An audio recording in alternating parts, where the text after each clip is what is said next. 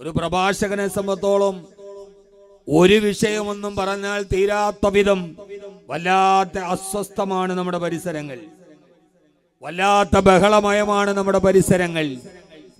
ഏതാണ് പറയേണ്ടത് എന്ന് ചോദിച്ചാൽ വിവാഹത്തിന്റെ ദൂർത്തിനെ കുറിച്ചാണോ, കുടുംബജീവിതത്തിന്റെ തകർച്ചയെ കുറിച്ചാണോ, സാമ്പത്തിക ജീവിതത്തിലെ അശുദ്ധിയെ കുറിച്ചാണോ, ലൈംഗിക അരാജകത്വത്തിന്റെ നെടുവാഴ്ചയെ കുറിച്ചിട്ടാണോ, അതല്ല മനുഷ്യന്റെ ആത്മീയമായ ശോഷണത്തെ കുറിച്ചിട്ടാണോ, അതല്ല ആരാധനകളിലോടുള്ള മനുഷ്യന്റെ വൈമുഖ്യത്തെ കുറിച്ചാണോ, അതല്ല സുനിശ്ചിതമായ പരലോക നിരാകരണത്തെ കുറിച്ചോ, സ്വർഗീയ നിഷേധത്തെ കുറിച്ചോ, അതല്ല യുക്തിവാദത്തെ കുറിച്ചാണോ, ഭൗതികവാദത്തെ കുറിച്ചാണോ, നിരീശ്വരവാദത്തെ കുറിച്ചാണോ, സന്ദേഹവാദത്തെ കുറിച്ചാണോ, ഏതാണ് പറയേണ്ടത് എന്ന് പറയാൻ കഴിയാത്ത വിധം, ഒരു വിഷയത്തിലേക്ക് ശ്രദ്ധ കേന്ദ്രീകരിക്കാൻ കഴിയാത്ത വിധം, അതല്ല എല്ലാം ഉണ്ടായിട്ടും ഒരു നിമിഷം പോലും മനസ്സമാധാനത്തോടെ ജീവിക്കാൻ കഴിയാത്ത ഭോഗദൃഷ്ടയുടെ മരുപ്പറമ്പായ ഹൃദയവുമായി ഭൂമിയിൽ ഓരോ ദിനരാത്രങ്ങളും തള്ളി നിൽക്കുന്ന നിരാശയുടെ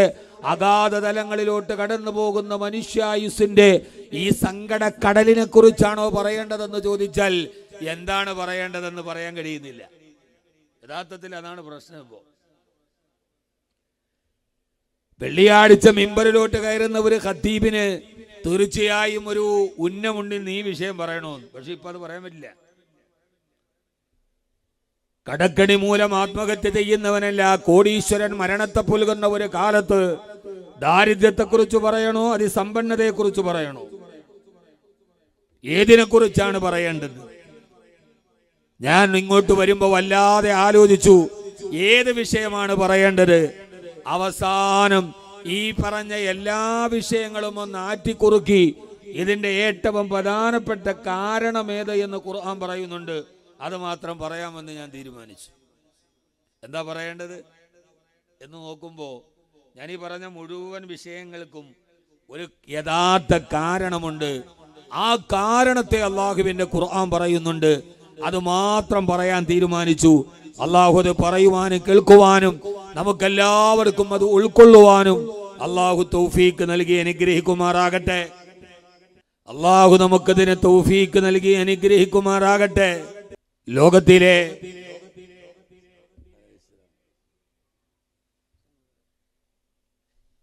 സത്യത്തിൽ എല്ലാ ഖത്തീബുമാരും ഉസ്താദ്മാരും ഇരുന്ന വാള് പറയാനും പാടാ. നമ്മളെക്കാളും അറിവുള്ളവരിട്ട ഇരിക്കുമ്പോഴേ ഇനി ഫായിലിന് നസ്ബ് വരുവോ, മർഫൂ ആവുമോ, മൻസൂബ് ആവുമോ ഒക്കെ പേടിയാണ്. ഇതാരും ഇല്ലെങ്കിൽ നമുക്ക് എന്തും പറയാം. കാരണം നമ്മുടെ ഏറ്റവും വലിയ അവിടുത്തെ കാലിക്കുലാത്ത നമ്മളാ. ഞാൻ ഒരിക്കൽ എൻ്റെ ബഹുമാനനായ ഉസ്താദ് ശൈഖുനൽ മർഹൂം പി കെ കോയ മൗലാന നവ്വറല്ലാഹു മർഖദ മഹാനവറുകളെ ദറജകൾ അല്ലാഹു ഉയർത്തിക്കൊടുക്കുമാറാകട്ടെ. ദക്ഷിണ കേരള ജംഇയ്യത്തുൽ ഉലമയുടെ നീണ്ട കാലത്തിൻ്റെ ഖജനാവ് സൂക്ഷിപ്പുകാരനായിരുന്ന എൻ്റെ ബഹുമാനനായ ശൈഖുനൽ മർഹൂം 18ാമത്തെ വയസ്സിൽ എൻ്റെ തലയിൽ കൈവച്ചിട്ട് എൻ്റെ മോൻ പോയി പ്രസംഗിക്കാൻ പറഞ്ഞു വിട്ടതാണ്. വർഷം 10-30 കഴിഞ്ഞു. ആ കൈയുടെ പറക്കത്തൻ വേറെ ഒന്നും അഹമ്മദ്. അപ്പൊ എന്നോട് പറഞ്ഞ ഉപദേശം, നീ പ്രസംഗിക്കാൻ കയറിയാൽ പിന്നെ ആ സ്റ്റേജിൽ ഏറ്റവും വലിയ ആലിമ് നീയാണ് എന്ന് കരുതിയാൽ മതി. ഞാൻ അവിടെ ഇരിക്കുന്നു എന്ന് നീ നോക്കുകയേ ചെയ്യരുത്. ആ സദസ്സിൽ കയറിയാൽ അവിടുത്തെ ഏറ്റവും വലിയ ആലിമ് നീയാണെന്ന് കരുതി പറഞ്ഞുകൊടുക്കുക. എൻ്റെ ബഹുമാനനായ ഉസ്താദിന്റെ ഉപദേശമാണ്. അതാ വാള് തീരുന്നത് വരെ ഉള്ളൂ. അത് കഴിഞ്ഞാൽ പിന്നെ നമ്മൾ ജാഹിലാണ്. ഞാനിത് പറയാൻ കാരണം ഈ പൂർവസൂരികളായ മഹാന്മാരായ ഉലമാക്കളുടെ വാക്കിലും നോക്കിലുമാണ് നമ്മുടെ ആത്മീയ ജീവിതത്തിന്റെ എല്ലാ ബറക്കത്തിന്റെയും കവാടങ്ങൾ തുറന്നതെന്ന് മനസ്സിലാക്കാൻ രാജസിംഹാസനത്തിൽ ചാരിയിരുന്ന് അവർ ഏറ്റവും വലിയ ഭൗതികമായ ആഡംബരത്തിലും മറുഭാഗത്ത് ജീവിക്കുമ്പോഴാണ് ഹബീബായ നബി മുഹമ്മദ് മുസ്തഫ സല്ലല്ലാഹു അലൈഹി വസല്ലമ, അള്ളാഹുവിന്റെ പ്രവാചകൻ സല്ലല്ലാഹു അലൈഹി വസല്ലമ 8 മടം നീളവും 10 മടം വീതിയുള്ള ആകാശത്ത് മഴ പെയ്താൽ മഴത്തുള്ളികൾ മുഴുവനും മേൽക്കൂരയിലൂടെ ഒരു തുള്ളി പോലും വിടാതെ താഴോട്ട് പെയ്തുറങ്ങുന്ന ഒരു കൊച്ചുകുടിലിൽ ഈത്തപ്പന മരത്തിന്റെ ഈത്തപ്പഴത്തിന്റെ കുരുകൊണ്ട് നിറച്ചുണ്ടാക്കിയ ഒരു തലയണ കൈ തലയിൽ വെച്ച് ഒരു ഈത്തപ്പന മരത്തിന്റെ ഓല മെനഞ്ഞുണ്ടാക്കിയ 2 ഓലകൾ മണൽപ്പരപ്പിൽ വിരിച്ചു വെച്ച് അതിന്റെ വലതുഭാഗത്ത് വെള്ളം കുടിക്കാനുള്ള ഒരു തോൽപാത്രം മാത്രം വെച്ച് ഹബീബായ റസൂലുള്ളാഹി സ്വല്ലല്ലാഹു അലൈഹി വസല്ലമ മക്ക എന്ന മഹാസാമ്രാജ്യത്തിന്റെ തലസ്ഥാന നഗരിയിൽ പ്രവാചകൻ കിടന്നുറങ്ങുമ്പോ അള്ളാഹുവിന്റെ റസൂലിനെ കാണാൻ സ്വല്ലല്ലാഹു അലൈഹി വസല്ലമയെ കാണാൻ മഹാനായ സയ്യിദുന ഉമർ ഇബ്നുൽ ഖത്താബ് റളിയല്ലാഹു അൻഹു വരുന്ന ഒരു സന്ദർഭമുണ്ട്. ഹബീബായ നബി സല്ലല്ലാഹു അലൈഹി വസല്ലമയുടെ റൂമിലേക്ക് കടന്നു വന്ന് ഉമർ റളിയല്ലാഹു അൻഹു അള്ളാഹുവിന്റെ റസൂലിനോട് സലാം പറയുമ്പോ ഉമർ റളിയല്ലാഹു തആല അൻഹുവിന്റെ സലാം കേട്ട് ഹബീബായ സല്ലല്ലാഹു അലൈഹി വസല്ലമ താൻ കിടന്നിരുന്ന ഈത്തപ്പന മരത്തിന്റെ ഓലയിൽ നിന്ന് മെല്ലെ ഇങ്ങനെ എഴുന്നേറ്റിരിക്കുമ്പോ ഹബീബായ നബി തങ്ങളുടെ റിസാലത്തിന്റെ ഭൂമേനയിൽ കിടന്നുറങ്ങിയ ഈത്തപ്പന മരത്തിന്റെ പനയോലയുടെ അടയാളം ഇങ്ങനെ തെളിഞ്ഞു കാണുമ്പോ മറുഭാഗത്തേക്ക് കണ്ണൊഴിച്ചു നോക്കുമ്പോൾ ഈത്തപ്പനത്തിന്റെ കുരുകൊണ്ട് നിറച്ച തലയിണയും ഈത്തപ്പന മരത്തിന്റെ ഓലയിലുണ്ടാക്കിയ ഒരു ചെറിയ പായും മറുഭാഗത്ത് വെള്ളം കുടിക്കാനുള്ള ഒരു തോൽപാത്രവും കാണുമ്പോ ഗദ്ഗദകണ്ഠനായി കവിൾത്തടത്തിലൂടെ കണ്ണു നിറഞ്ഞ് പ്രവാചക അനുരാഗം കൊണ്ട് വല്ലാതെ അകത്തളങ്ങളെ നിറച്ചുപോയ പ്രവാചക പ്രണയത്തിന്റെ പ്രഫുല്ലമായ പ്രതലങ്ങളെ പ്രവാചക അനുരാഗികൾക്ക് ആ പ്രയാണ ലോകത്ത് പറഞ്ഞു കൊടുത്ത പ്രവാചക പ്രണയത്തിന്റെ ഏറ്റവും വലിയ മുഹിബായിരുന്ന മഹാനായ ഉമർ റളിയല്ലാഹു അൻഹു ഹബീബായ നബി തങ്ങളോട് ചോദിക്കുന്ന ഒരു സന്ദർഭമുണ്ട്. ആ തന്റെ പ്രിയപ്പെട്ട നേതാവിന്റെ പരിതാപകരമായ ഭൗതിക ലോകത്തിന്റെ അവസ്ഥ കണ്ട് അല്ലാഹുവിന്റെ റസൂലിനോട് ചോദിക്കുന്നുണ്ട്, യാ റസൂലല്ലാഹ്, അല്ലാഹു ഇല്ലെന്ന് ലോകത്ത് വാദിക്കുന്ന പടച്ച തമ്പുരാനെതിരെ യുദ്ധം പ്രഖ്യാപിച്ച അങ്ങയുടെ റിസാലത്തിന്റെ വെളിച്ചത്തെ ഊതിക്കെടുത്താൻ ഞങ്ങളുടെ സമ്പത്തും സായുധ സൈന്യങ്ങളും മാറ്റിവെച്ച കിസ്റയുടെയും കൈസറിന്റെയും രാജാക്കന്മാര് സർവാഡംബര സുഖാഡംബര വിഭൂഷിതരായി കൊട്ടാരത്തിന്റെ മട്ടുപ്പാവിലവര് കിടന്നിറങ്ങുമ്പോ സത്യത്തെ പ്രഘോഷണം ചെയ്യാൻ ഈ ലോകത്തേക്ക് വന്ന അല്ലാഹുവിന്റെ ഏറ്റവും ഇഷ്ടപ്പെട്ട അടിമയായ അങ്ങ് ഈത്തപ്പന മരത്തിന്റെ ഓലയിൽ ഈ ദാരിദ്ര്യത്തിൽ കിടക്കുകയാണല്ലോ യാ റസൂലല്ലാഹ് എന്ന ഉമറെ പടച്ചവന്റെ അടുക്കൽ ഈ ദുനിയാവുണ്ടല്ലോ, ഈ കാണുന്ന ദുനിയാവിന് അല്ലാഹുവിന്റെ അടുക്കൽ ഒരു കൊതുകിന്റെ ചിറകിന്റെ വില പോലുമില്ലെന്നാ എന്ന് പറഞ്ഞാൽ ഈ ആകാശവും ഈ ഭൂമിയും ഈ സപ്തഭൂഖണ്ഡങ്ങളും സപ്തമരുഭൂമികളും സപ്താത്ഭുതങ്ങളും നിറഞ്ഞ ഈ ആകാശവും ഈ ഭൂമിയും താരാപഥങ്ങളും നബൂലകളും നക്ഷത്രങ്ങളും ഗാലക്സികളും കോടാനുകോടി നക്ഷത്രങ്ങളും കിഴക്ക് നിനദിക്കുന്ന സൂര്യനും പാതിരാത്രിയിൽ പുഞ്ചിരി പൊഴിക്കുന്ന ചന്ദ്രഗോളവും ഈ രാത്രിയെ ഒരു സുന്ദരിയെ പോലെ ഒളിച്ചൊടിക്ക് നിൽക്കുന്നത് പോലെ സുന്ദരി പെണ്ണ് പൊട്ടുതൊട്ടതുപോലെ കാർമേഘത്തിന്റെ ഉടയിൽ കണ്ണഞ്ചി ചിമ്മി നിൽക്കുന്ന നക്ഷത്രകോടികളും ഉൽക്കകളും ഗാലക്സികളും ഈ അലറിയടിക്കുന്ന തിരമാലകളും മഹാസമുദ്രങ്ങളും ഈ കാണുന്ന വൻകരകളും ഈ പാരാവാരം പോലെ പരന്നു കിടക്കുന്ന മരുഭൂമികളും പീഠഭൂമികളും ആകാശത്തേക്ക് തല ഉയർത്തി നിൽക്കുന്ന വടവൃക്ഷങ്ങളും ആ വടവൃക്ഷങ്ങളുടെ ഇടയിൽ ചിഹ്നം വിളിക്കുന്ന കാട്ടാനയും മുരണ്ടു കൊണ്ടുപോകുന്ന സിംഹരാജന്മാരും പതുങ്ങിയിരിക്കുന്ന കുറുക്കനും ഈ കാണുന്ന സസ്യലതാദികളിൽ വള്ളികളിൽ തൂങ്ങിയാടുന്ന അണ്ണാനും ഈ കണ്ടാല് ഭീകരമായ രൂപം തോന്നുന്ന ഗർജനത്തോടെ ചിഹ്നം വിളിക്കുന്ന കാട്ടാനകളും പാരാവാരം പോലെ പരന്നു കിടക്കുന്ന ഈ സമുദ്രത്തിൽ കിടക്കുന്ന ആയിരക്കണക്കിന് വർണ്ണഭേദങ്ങളുള്ള മത്സ്യങ്ങളും ആ കാണുന്ന തിമിംഗലവും തത്തിക്കളിക്കുന്ന ഡോൾഫിനും ഒരു മനുഷ്യനെ തന്നെ തിന്നാൻ കഴിയുന്ന പിരാനയടക്കമുള്ള ഈ ചെറുവട്ടൂര വയലോലയിൽ കാണുന്ന മഞ്ഞക്കണ്ണി അടക്കമുള്ള ആയിരക്കണക്കിന് കോടാനുകോടി സൃഷ്ടികൾ നിൽക്കുന്ന ഈ ആകാശഭൂമികളിലെ ഈ കാണുന്നതിനെല്ലാം പടച്ചവൻ കൊടുത്തിരിക്കുന്ന വിലയേടെന്നറിയോ? ലൗകാനത്തി ദുനിയാ തഅദിലു ഇൻദല്ലാഹി ജനാഹ ബഊളാ. നമ്മളെല്ലാവരും ആഗ്രഹിക്കുന്ന ഈ ദുനിയാവുണ്ടല്ലോ, നമ്മളെല്ലാവരും ജീവിതത്തിൽ കൊതിക്കുന്ന ദുനിയാവുണ്ടല്ലോ, കുടുംബ ബന്ധങ്ങൾ തകർന്നതെന്തിനു വേണ്ടി? ദുനിയാവിന് വേണ്ടി. കൂടപ്പിറപ്പുകൾ പിണങ്ങിയതെന്തിനു വേണ്ടി? ഒരു പിടി മണ്ണിനു വേണ്ടി. ഭാര്യ ഭർത്താക്കന്മാരകന്നതെന്തിനു വേണ്ടി? കണ്ണഞ്ചിപ്പിക്കുന്ന ലോകത്തിന്റെ കണക്ക് പറഞ്ഞിട്ട് എന്തിനാണ് നാട്ടിലടിയുണ്ടായത്? ഒരു വോട്ടിന്റെ പേരില്. എന്തിനാണ് കുടുംബങ്ങൾ തമ്മിൽ പ്രശ്നമുണ്ടായത്? ഒരു വാർഡിന്റെ പേരിൽ. പേരില്? എന്തിനാണ് വാപ്പയും മക്കളും മിണ്ടാത്തത്? സമ്പത്തിന്റെ പേരില്. ഈ ഭൂലോകത്ത് കാണുന്ന ഏത് താവിനെയും മക്കളെയും ഉപേക്ഷിച്ചിട്ട് കാമുകന്റെ കൂടെ ഒളിച്ചോടിയത് എന്തിന്? അതെല്ലാം ഈ ദുനിയാവിന് വേണ്ടി. അല്ലാഹു പറയാ, നിങ്ങളുടെ എല്ലാ തിന്മകളുടെയും അടിസ്ഥാനമായ ഏത് അശ്ലീലതകളും ചെയ്യാൻ നിങ്ങളെ പ്രേരിപ്പിക്കുന്ന ഈ ദുനിയാവുണ്ടല്ലോ, അതിന് അല്ലാഹുവിന്റെ അടുക്കലുള്ള വിലയേതെന്നറിയോ? ലൗകാനത്തി ദുനിയാ തഅദിലു ഇൻദല്ലാഹി ജനാഹ ബഊളാ. നാം നിസ്സാരമായി നമ്മുടെ ചായയിൽ വീണാൽ വിരൽ കൂട്ടിപ്പിടിച്ചിട്ടെടുത്ത് വെളിയിൽ കളയുന്ന ഒരു കൊതുകിന്റെ ഒരു ചിറകിന്റെ ജനാഹൈ ബഊള എന്നല്ല, ജനാഹൈ ബഊള എന്നല്ല, ഒരു കൊതുകിന്റെ രണ്ട് ചിറകല്ല, ജനാഹ ബഊള, ഒരേ ഒരു ചിറകിന്റെ വില. രണ്ടെണ്ണത്തിന്റെ വിലയെങ്കിലും ഉണ്ടെങ്കിൽ അല്പമൊക്കെ നമുക്ക് മോഹിക്കായിരുന്നു. ഒരു കൊതുകിന്റെ ചിറകിന്റെ വില പോലുമില്ല ഈ ദുനിയാവിന് ഉമറേ. അതുകൊണ്ടാണ് ഉമറേ നാളെ അല്ലാഹു സുബ്ഹാനഹു വ തആല ഹബീബായ നബി മുഹമ്മദ് മുസ്തഫ, ഉറക്കപ്പറ, ഹബീബായ നബി മുഹമ്മദ് മുസ്തഫ സല്ലല്ലാഹു അലൈഹി വസല്ലമ ഭൗതിക ജീവിതത്തിന് ആഡംബരങ്ങളും അഹങ്കാരങ്ങളും അലംഭാരങ്ങളും അലങ്കൃതികളും അലങ്കാരങ്ങളും ആഗ്രഹിച്ച പ്രിയപ്പെട്ട ഉമർ റളിയല്ലാഹു അൻഹുവിനോട് ചോദിച്ചത്, ഉമറേ, ആ കിസ്റയും കൈസറും കിടന്നുറങ്ങുന്ന മാന്ത്രിക വീണകളിൽ തന്ത്രവിരലുകൾ പൂടുന്ന സംഗീതത്തോടൊപ്പം അവര് കിടന്നുറങ്ങുന്ന ആ സ്വർണത്തിന്റെ സിംഹാസനം വേണ്ടോ? അതല്ല, മരണം കഴിഞ്ഞിട്ട് പടച്ചവന്റെ മുമ്പിൽ അല്ലാഹു നമുക്ക് വേണ്ടി ഒരു ലോകമൊരുക്കി വെച്ചിട്ടുണ്ട്.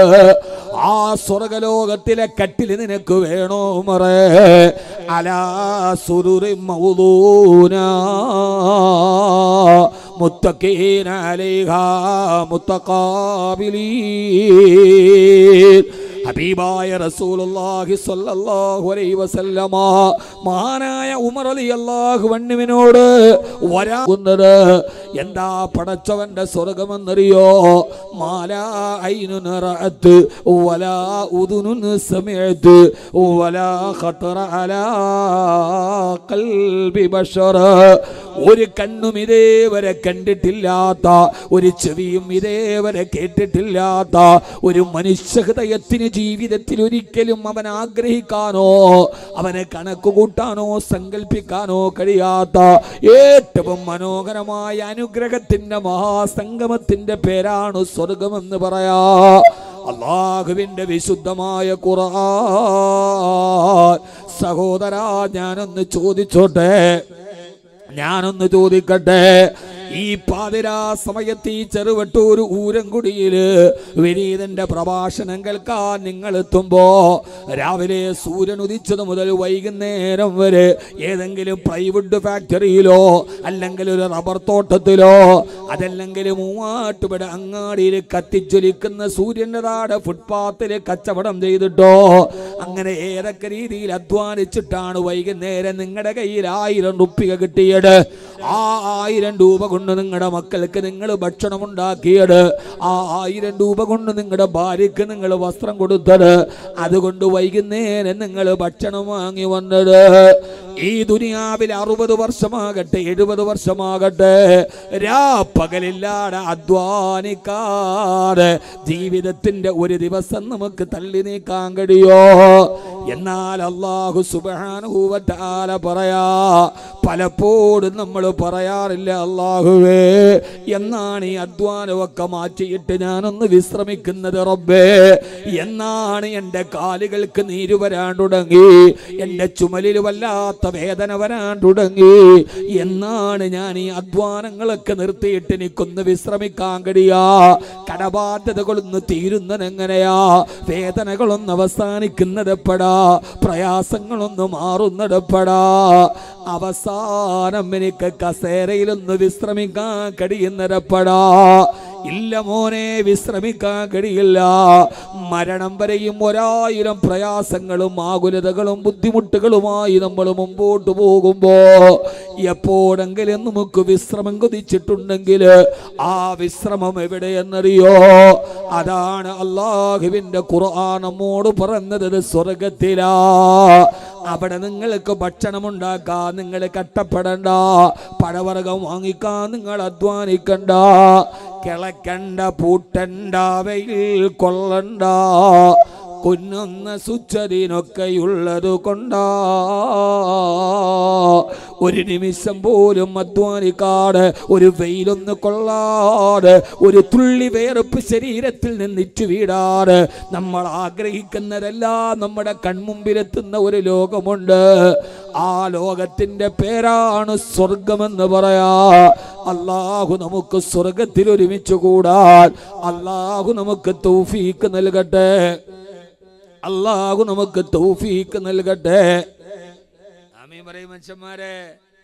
അല്ലാഹു ആ സ്വർഗത്തിലെത്താൻ അല്ലാഹു നമുക്ക് തൗഫീക്ക് നൽകട്ടെ. ആമീൻ യാ റബ്ബൽ ആലമീൻ. ആ സ്വർഗമാണ് എല്ലാവരുടെയും ലക്ഷ്യമെങ്കിൽ ഞാൻ അതിനെക്കുറിച്ച് വിശദീകരിച്ചു പറയാനുള്ള ഒരാമുഖത്തിന്റെ സമയം നമ്മുടെ ഇല്ല. ആ സ്വർഗത്തിൽ എല്ലാവരും ഒരുമിച്ച് കൂടും. ആ സ്വർഗത്തിൽ എല്ലാവരും ആരൊക്കെ ഉണ്ടാകും? ആ സ്വർഗത്തില് വലിയാര് മാത്ര, മുക്കറി മാത്ര, തങ്ങൾ മാത്രല്ല, എല്ലാവരും ഉണ്ടാകും ആ സ്വർഗത്തിൽ. ജന്നാത്തു അദിനിൻ യദ്ഖുലൂനഹാ ومن صلح من آبائهم وأزواجهم وذرياتهم والملائكة يدخلون عليهم من كل باب سلام عليكم بما صبرتم فنعم عقبى الدار. ഖുർആനാണ് പറയുന്നത്.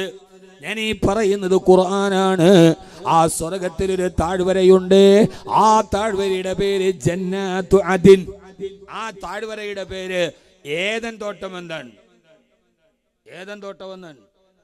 ആ സ്വർഗത്തിൽ തന്നെ പല കാറ്റഗറിയാണ്. ബിസിനസ് ക്ലാസ് ഉണ്ട്, എക്കോണമി ഉണ്ട്, പ്രീമിയം എക്കോണമി ഉണ്ട്. നമ്മളിപ്പോൾ ഒരു ഫ്ലൈറ്റിൽ കയറിയാൽ ആ ഫ്ലൈറ്റിലെല്ലാം ഒരേ സീറ്റാണോ? അത് എയർ ഇന്ത്യയിലാണ്. അത് സമയത്ത് പൊന്തുമില്ല, സമയത്ത് ഇറങ്ങുമില്ല. മരിപ്പിന് വരാൻ വേണ്ടി കയറിയാൽ 3-ാം പാതിയൊക്കെ വീട്ടിൽ എത്തുള്ളൂ. അതാ അതിന്റെ ഗുണം. നമ്മളൊരു ഫ്ലൈറ്റിൽ കയറിയാൽ എല്ലാം ഒരേ സീറ്റാണോ?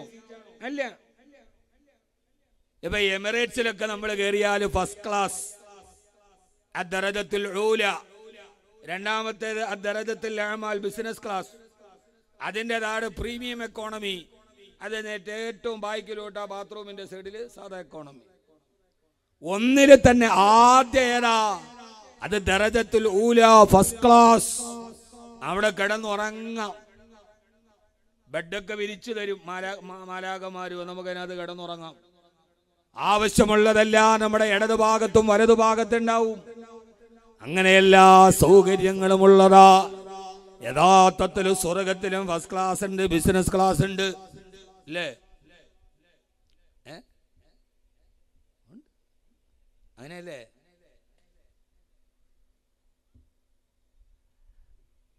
ومن عمل وعمل عملا صالحا فأولئك لهم الدرجات العلى. ജീവിതത്തിലെ ധാരാളം സൽക്കർമ്മങ്ങൾ കൂടുതൽ അമൽ ചെയ്തവർ 1-ാമത്തെ തട്ടിലാണ്. ചില ആളുകൾ 2-ാമത്തെ തട്ടിലാ. ആ സ്വർഗത്തെക്കുറിച്ച് അള്ളാഹുവിന്റെ വിശുദ്ധമായ ഖുർആൻ പറയുന്നത്. അള്ളാഹു നമ്മളെ ആ സ്വർഗത്തിലെത്തിക്കട്ടെ. ആമീൻ യാ റബ്ബൽ ആലമീൻ. ആ സ്വർഗത്തിൽ അള്ളാഹു വിശ്വാസികൾക്ക് തരുന്നത് ജന്നാത്തു അദിൻ, ഏദൻ തോട്ടം. ആ ഏദൻ തോട്ടത്തിന്റെ പ്രത്യേകത ഏതാ? ജന്നാത്തു അദിൻ തജ്രീ മിൻ തഹ്തിഹൽ അൻഹാർ. പച്ചപ്പരപതാനി വിരിച്ച പുൽമേടുകളുടെ താഴെ സുന്ദരി പെണ്ണിന്റെ കാലിൽ കിടക്കുന്ന വെള്ളി കൊലുസ് പോലെ തടം തല്ലിയാത്തൊടുക്കുന്ന അരുവികളുടെ പരിച്ഛേദത്തില് ഉയർന്നു നിൽക്കുന്ന ഒരു കുന്നിന്റെ മുകളിൽ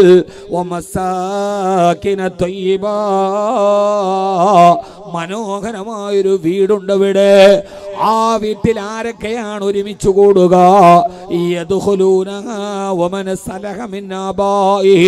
ആ സ്വർഗത്തിന്റെ വീട്ടിൽ നമ്മുടെ മാതാപിതാക്കൾ ഉണ്ടാകും, വാസുവാദിയും നമ്മുടെ ഇണകൾ ഉണ്ടാവും, വധുരിയാത്തിയും നമ്മുടെ പ്രിയപ്പെട്ട മക്കളുണ്ടാവും. അല്ലാഹുവേ അല്ലാഹുവേ, ഞങ്ങളുടെ കഷ്ടപ്പെട്ട് വളർത്തിയ ഉപ്പയോടൊത്ത്, ഞങ്ങളുടെ ഉമ്മയോടൊത്ത്, ഞങ്ങളുടെ പ്രിയപ്പെട്ടവളോടൊത്ത്, ഞങ്ങളുടെ കണ്ണിന്റെ കൺമണികളായ പൊന്നുമക്കളോടൊത്ത് ആ സ്വർഗത്തിന്റെ മഹാത്താടുവരയിലെ കൊച്ചു വീട്ടില് ഞങ്ങളെ ഒരുമിച്ച് കൂട്ടണേ അല്ലാ. ആ സ്വർഗലോകത്ത് നമ്മൾ മാത്രമല്ല, നമ്മുടെ മാതാപിതാക്കളുണ്ട്, നമ്മുടെ ഇണകളുണ്ട്, നമ്മുടെ മക്കളുണ്ട്, തീർന്നില്ല, നമ്മുടെ അയൽപക്കക്കാരുണ്ട്, അതോടൊപ്പം തന്നെ നമ്മുടെ കൂട്ടുകാരുമുണ്ടല്ലോ. അല്ലഹില്ലാഹു യൗമഇദിൻ ബഅദുഹും ലിബഅലിൻ യതസാഅലൂൻ. ആ സ്വർഗലോകത്ത് നമ്മുടെ സുഹൃത്തുക്കൾ ഉണ്ടാവും. അല്ലാഹു നമ്മളെല്ലാം സ്വർഗത്തിൽ ഒരുമിച്ച് കൂട്ടട്ടെ. ആരൊക്കെ? ഞാൻ ഇതൊന്നും പറയാനല്ല ഈ വരുന്നത്.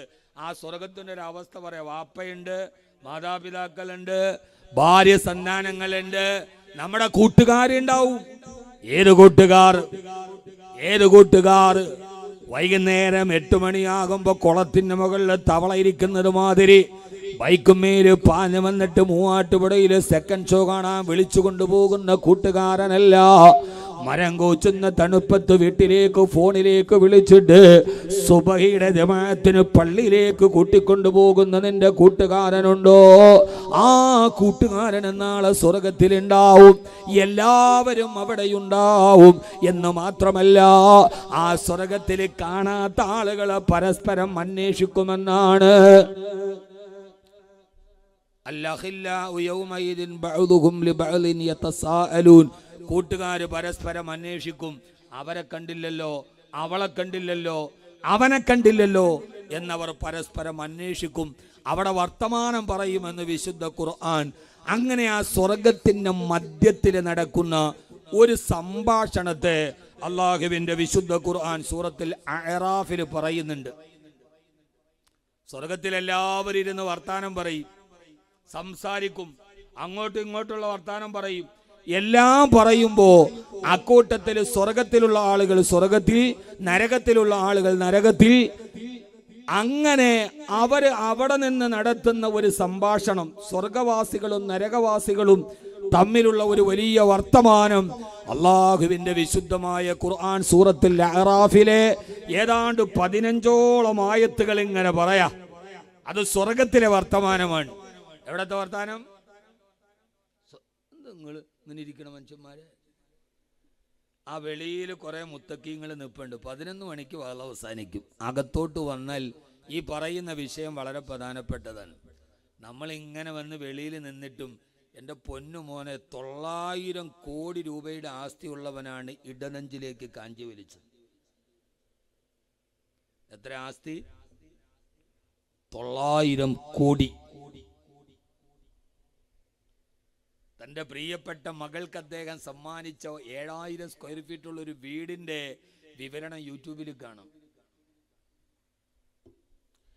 9000 കോടി രൂപയുടെ ആസ്തിയുണ്ടായിട്ടും ഒരു ദുർബല നിമിഷത്തിൽ വിരൽ കാഞ്ചിയിലേക്ക് വെച്ച് സൈലൻസർ ഘടിപ്പിച്ച തോക്കുമായി ഇടനെഞ്ചിലോട്ട് വെടിവെച്ച് മരിച്ചു വീണ ആ പ്രിയപ്പെട്ട മനുഷ്യന്റെ അല്ല, ആ മകന്റെ മൃതദേഹത്തിന്റെ മുന്നിൽ പൊന്നുമോനെ റോയി എന്ന് വിളിച്ചിട്ട് അലറിയടിക്കുന്ന ഒരു അമ്മയുടെ കണ്ണുനീർ ഇന്ന് മുഖത്ത് നിന്ന് മാറിയിട്ടില്ല.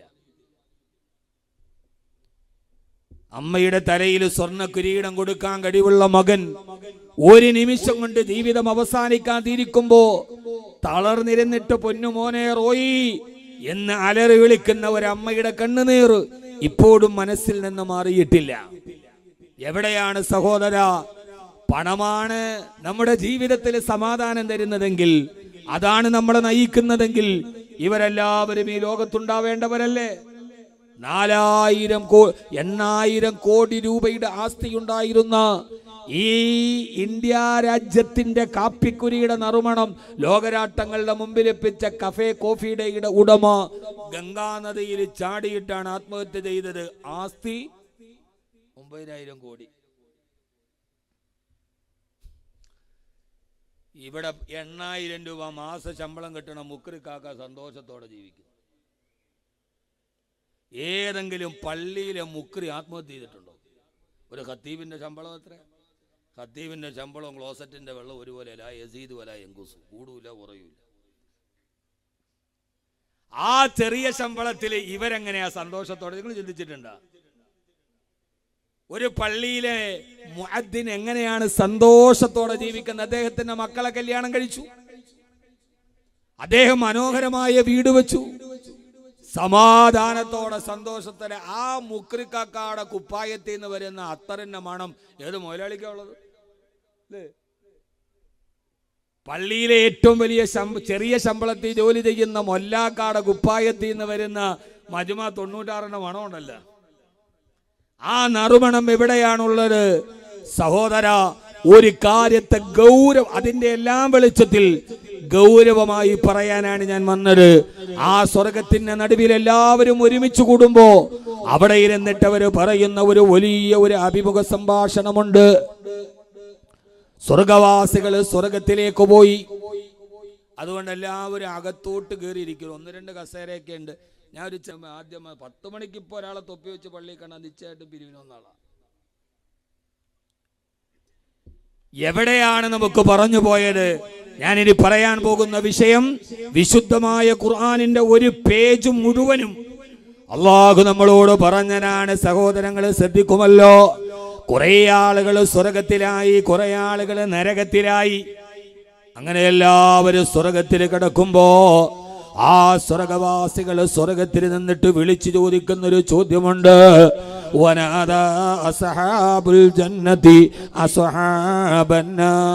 അറബിക്കോട്ടിൽ ശവായിയുടെ കോഴി കിടക്കുന്നത് കണ്ടിട്ടില്ലേ?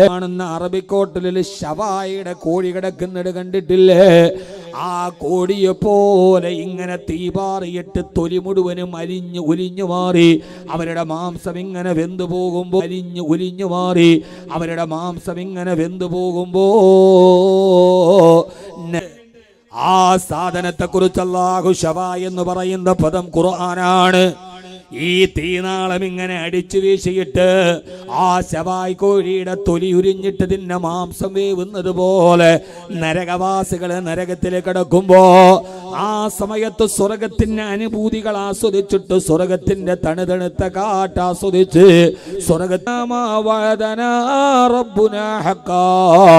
ഞങ്ങളുടെ അല്ലാഹു ഞങ്ങൾ തരാമെന്ന് പറഞ്ഞ വാഗ്ദാനങ്ങളെല്ലാം ഞങ്ങൾ അനുഭവിച്ചു കൊണ്ടിരിക്കുകയാ. 5 വഖത്ത് നമസ്കരിച്ചാൽ, ശഅബാനിൽ നോമ്പ് പിടിച്ചാൽ, റമളാനിൽ സക്കാത്ത് കൊടുത്താൽ, അല്ലാഹുവിന് വേണ്ടി ജീവിതത്തിന്റെ ഹറാമിൽ നിന്ന് മാറി നിന്നാൽ, മദ്യപാനത്തിൽ നിന്ന് മാറി നിന്നാൽ, പലിശയിൽ നിന്ന് ഒഴിവായി നിന്നാൽ, എല്ലാ മോഹങ്ങളും നഫ്സിനെ പിടിച്ചു വലിക്കുമ്പോ അല്ലാഹുവിന്റെ പൊരുത്തത്തിന് വേണ്ടി തിന്മയിൽ നിന്ന് മാറി നിന്നാൽ നാളെ നിങ്ങൾക്ക് സ്വർഗത്തിൽ തരാമെന്ന് എൻ്റെ റബ്ബ് പറഞ്ഞ എല്ലാ സുഖങ്ങളും ഞങ്ങൾക്ക് കിട്ടിയിട്ടുണ്ട് കേട്ടോ. യുക്തിവാദികൾ പറഞ്ഞതുപോലെയല്ല, നിരീശ്വരവാദി നിഷേധിച്ചതുപോലെയല്ല. ആ മഹത്തായ സ്വർഗത്തെ ഞങ്ങൾ കാണുകയും അതിന്റെ സുഖങ്ങൾ ഞങ്ങൾ അനുഭവിക്കുകയും ചെയ്യുകയാ. അതുകൊണ്ട് നരകവാസികളെ അൻകദ് ബഹൽ വജത്തും മാ വഅദ റബ്ബുക്കും ഹഖാ, അവിടെന്ന് വിളിച്ചു ചോദിക്കും പകൽ വജത്തും മാ വഅദ റബ്ബുക്കും ഹഖാ, നിങ്ങളുടെ അല്ലാഹു നിങ്ങൾക്ക് തരാമെന്ന് പറഞ്ഞതെല്ലാം നിങ്ങളും അനുഭവിക്കുന്നുണ്ടല്ലോ അല്ലേ? തീക്കാറ്റ് നിങ്ങൾ അനുഭവിക്കുന്നില്ലേ? തീയുടെ പ്രസരണം നിങ്ങൾ അനുഭവിക്കുന്നില്ലേ? നിങ്ങളുടെ മാംസങ്ങൾ കരിഞ്ഞൊടുകുന്നില്ലേ? നിങ്ങളുടെ തലച്ചോറ് പൊട്ടിപ്പിളർന്നില്ലേ? അതിൽ നിന്ന് തലച്ചോറ് പതയായിട്ട് താഴോട്ടൊടുകയില്ലേ? വേദന കൊണ്ട് നിങ്ങൾ നിലവിളിക്കുകയല്ലേ? കും ഫീഹാ കാലിഹൂൻ, നരകവാസികളെ നിലവിളിക്കുമ്പോ അവരെ നിലവിളിക്കുകയല്ല, ഇളിക്കുകയാണെന്നാണ് ഖുർആൻ പറഞ്ഞത്. മേൽചുണ്ട് വളഞ്ഞിട്ട് നെറ്റിത്തടത്തിലും കീഴ്ചുണ്ട് വളഞ്ഞിട്ട് സഞ്ചിന്റെ ഭാഗത്തും എത്തുന്ന രീതിയില് നിങ്ങളാ പറഞ്ഞതുപോലെ നരകത്തിൽ തിക്തയാതന അനുഭവിക്കുകയല്ലേ എന്ന് സ്വർഗത്തിൽ നിന്നിട്ട് വിളിച്ചു ചോദിക്കുമ്പോ ആ സമയത്ത് നരകവാസികൾ പറയും കാലൂനം ഫഅദ്ദന ബൈനഹും അല്ലാനത്തുല്ലാഹി അലല്ലാലിമീൻ. ആ സമയത്ത് അവര് വിളിച്ചു പറയും അതെ അതെ അതെ അതെ, ഞങ്ങളതിനെ നിഷേധിച്ചവരായിരുന്നു, ഞങ്ങളതിനെ നിരാകരിച്ചവരായിരുന്നു. ഫേസ്ബുക്കിലെ നിരീശ്വരവാദിയുടെ പോസ്റ്റ് കാണുമ്പോ ഞങ്ങൾ ഈ സ്വർഗമില്ലെന്ന് നിഷേധിച്ചവരാ. അല്ലാഹുവിനെ നിഷേധിക്കുന്ന, അവനെ മറന്നു കളയുന്ന പുതിയ ജൻസി ചെറുപ്പക്കാരോട് ഇൻഷാ അല്ലാഹ് ഈ പച്ചമണ്ണിൽ നിന്ന് തന്നെ നിങ്ങളെ ഈ പടച്ചെടുത്ത പടച്ചറപ്പിനെ തന്നെയാണ് സത്യം. നാളെ പരലോകമുണ്ട്, ഹിസാബുണ്ട്, സിറാത്തുണ്ട്, മീസാനുണ്ടെന്ന് പറയുമ്പോ പരിഹസിച്ച പെങ്ങളെ ആ സമയത്ത് വിളിച്ചു പറയുന്ന ഒരു രംഗം അല്ലാഹു പറയാ അല്ലാനത്തുല്ലാഹി അലല്ലാലിമീൻ. അതേ അക്രമികൾക്കാണ് പടച്ചവന്റെ ശാപമുണ്ടാവുക. അല്ലാഹു ശപിച്ചവരാണവർ, കാലാകാല നരകത്തിലേക്ക് പോകേണ്ടവരാണവർ. ഒരു ഭാഗത്ത് സ്വർഗവാസികൾ നരകവാസികളെ വിളിച്ചിട്ട് ചോദിക്കുമത്രേ, ഇടതുഭാഗത്ത് നരകം, വലതുഭാഗത്ത് സ്വർഗം. അല്ലാഹു പറയുകയാണ് വബൈനഹുമാ ഹിജാബ്. ആ സ്വർഗത്തിന്റെയും നരകത്തിന്റെയും ഇടയിലൊരു മറയുണ്ട്, അതിന്റെ ഇടയിലൊരു ഭിത്തിയുണ്ട്. സ്വർഗത്തിനും നരകത്തിനും ഇടയിൽ അതിന്റെ ഇടയിലൊരു വബൈനഹുമാ ഹിജാബ്, അതിന്റെ ഇടയിലൊരു ഭിത്തിയുണ്ട്. അതിന്റെ പേരാണ് അറാഫ് എന്ന് പറയാ. വലതുഭാഗത്ത് സ്വർഗം, ഇടതുഭാഗത്ത് നരകം. ആരും പരിഹസിക്കണ്ട, ആരും കളിയാക്കണ്ട. കളിയാക്കിയവരൊക്കെ ആ വഴിയിലേക്ക് പോകുന്നുണ്ട് എന്ന് ഖുർആൻ പറയുന്നുണ്ട്. ആരും കളിയാക്കണ്ട. ഫസൗഫ തറാ ഇദൻ കശഫൽ ഗുബാറു അഫർസുൻ തഹ്ത റിജ്ലിക അം ഹിമാറു. അന്തരീക്ഷം പൊടി പിടിച്ച് കിടക്കാൻ, അന്തരീക്ഷത്തിലെ പൊടിയൊക്കെ അവസാനിക്കട്ടെ, അന്തരീക്ഷം ഒന്ന് തെളിയട്ടെ, അപ്പം മനസ്സിലാകും അഫർസുൻ തഹ്ത റിജ്ലിക അം ഹിമാറു, കാല് വെച്ചിരിക്കുന്നത് കഴുതയുടെ പുറത്താണോ കുതിരയുടെ പുറത്താണോ എന്ന്. ഇപ്പൊ അന്തരീക്ഷത്തിൽ പൊടിയൻ, യുക്തിവാദികൾ പറത്തുവിട്ട പൊടി, നിഷേധത്തിന്റെ പൊടി, സമ്പത്ത് അധികരിച്ചതിന്റെ പൊടിപടലം, ഇതൊക്കെ അങ്ങ് അവസാനിക്കും. ഇതെല്ലാം അവസാനിക്കും. താടിയും മൂക്കും നെറ്റിയും കൂടെ കൂട്ടിക്കെട്ടും. അപ്പം മനസ്സിലാകും ഇതുവരെ യാത്ര ചെയ്തത് കഴുതയുടെ പുറത്താണോ അതല്ല. നമ്മളിപ്പോ വിചാരിക്കണം നമ്മള് കുതിരപ്പുറത്താണ്. അല്ല, ഈ ചത്ത കഴുതയുടെ പുറത്താണ് കയറിയിരിക്കണത്. ദുനിയാവെന്ന് പറയുന്ന ഈ ചത്ത കഴുതയുടെ പുറത്താണ് പെങ്ങളെ ഇരിക്കണത്. അല്ലാഹു നമുക്ക് ബോധം തരട്ടെ. എന്നിട്ട് ആമീൻ പറയുന്നില്ലേ? ഇതെന്തിട്ട് മനുഷ്യ അല്ലാഹു ബോധം തരട്ടെ. അല്ലാഹു നമുക്ക് ബോധം തരട്ടെ. മോനെ, ബോധം വേറെ, അറിവ് വേറെ. അറിവല്ല ബോധം, അറിവല്ല ബോധം.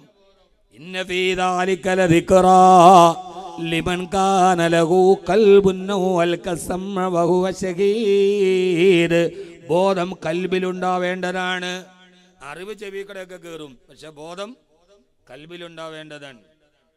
Cigarette smoking is injurious to health എന്ന് പായ്ക്കറ്റിന്റെ മുകളിൽ എഴുതി വെച്ചിട്ടും പുകവലി ആരോഗ്യത്തിന് ഹാനികരമെന്ന് പറഞ്ഞിട്ട് മാഞ്ഞ് പോന്ന് വിടുന്നത് അറിവില്ലാഞ്ഞിട്ടില്ല, ബോധമില്ലാഞ്ഞിട്ടാ. അറിവില്ലാഞ്ഞിട്ടല്ല, അവനെന്തില്ലാണ്ടാണ്, ബോധമില്ലാഞ്ഞിട്ടാണ്. ഈ സ്വർഗത്തിന്റെയും നരകത്തിന്റെയും ഇടയിൽ ഒരു മറയുണ്ട്, ഒരു ഭിത്തിയുണ്ട്. അതിന്റെ പേരാണ് അറാഫ്. എന്താണ് അതിന്റെ പേര്? അറാഫ്. അതിന്റെ മുകളിൽ കുറെ ആളുകൾ ഇരിക്കുന്നുണ്ടാവും.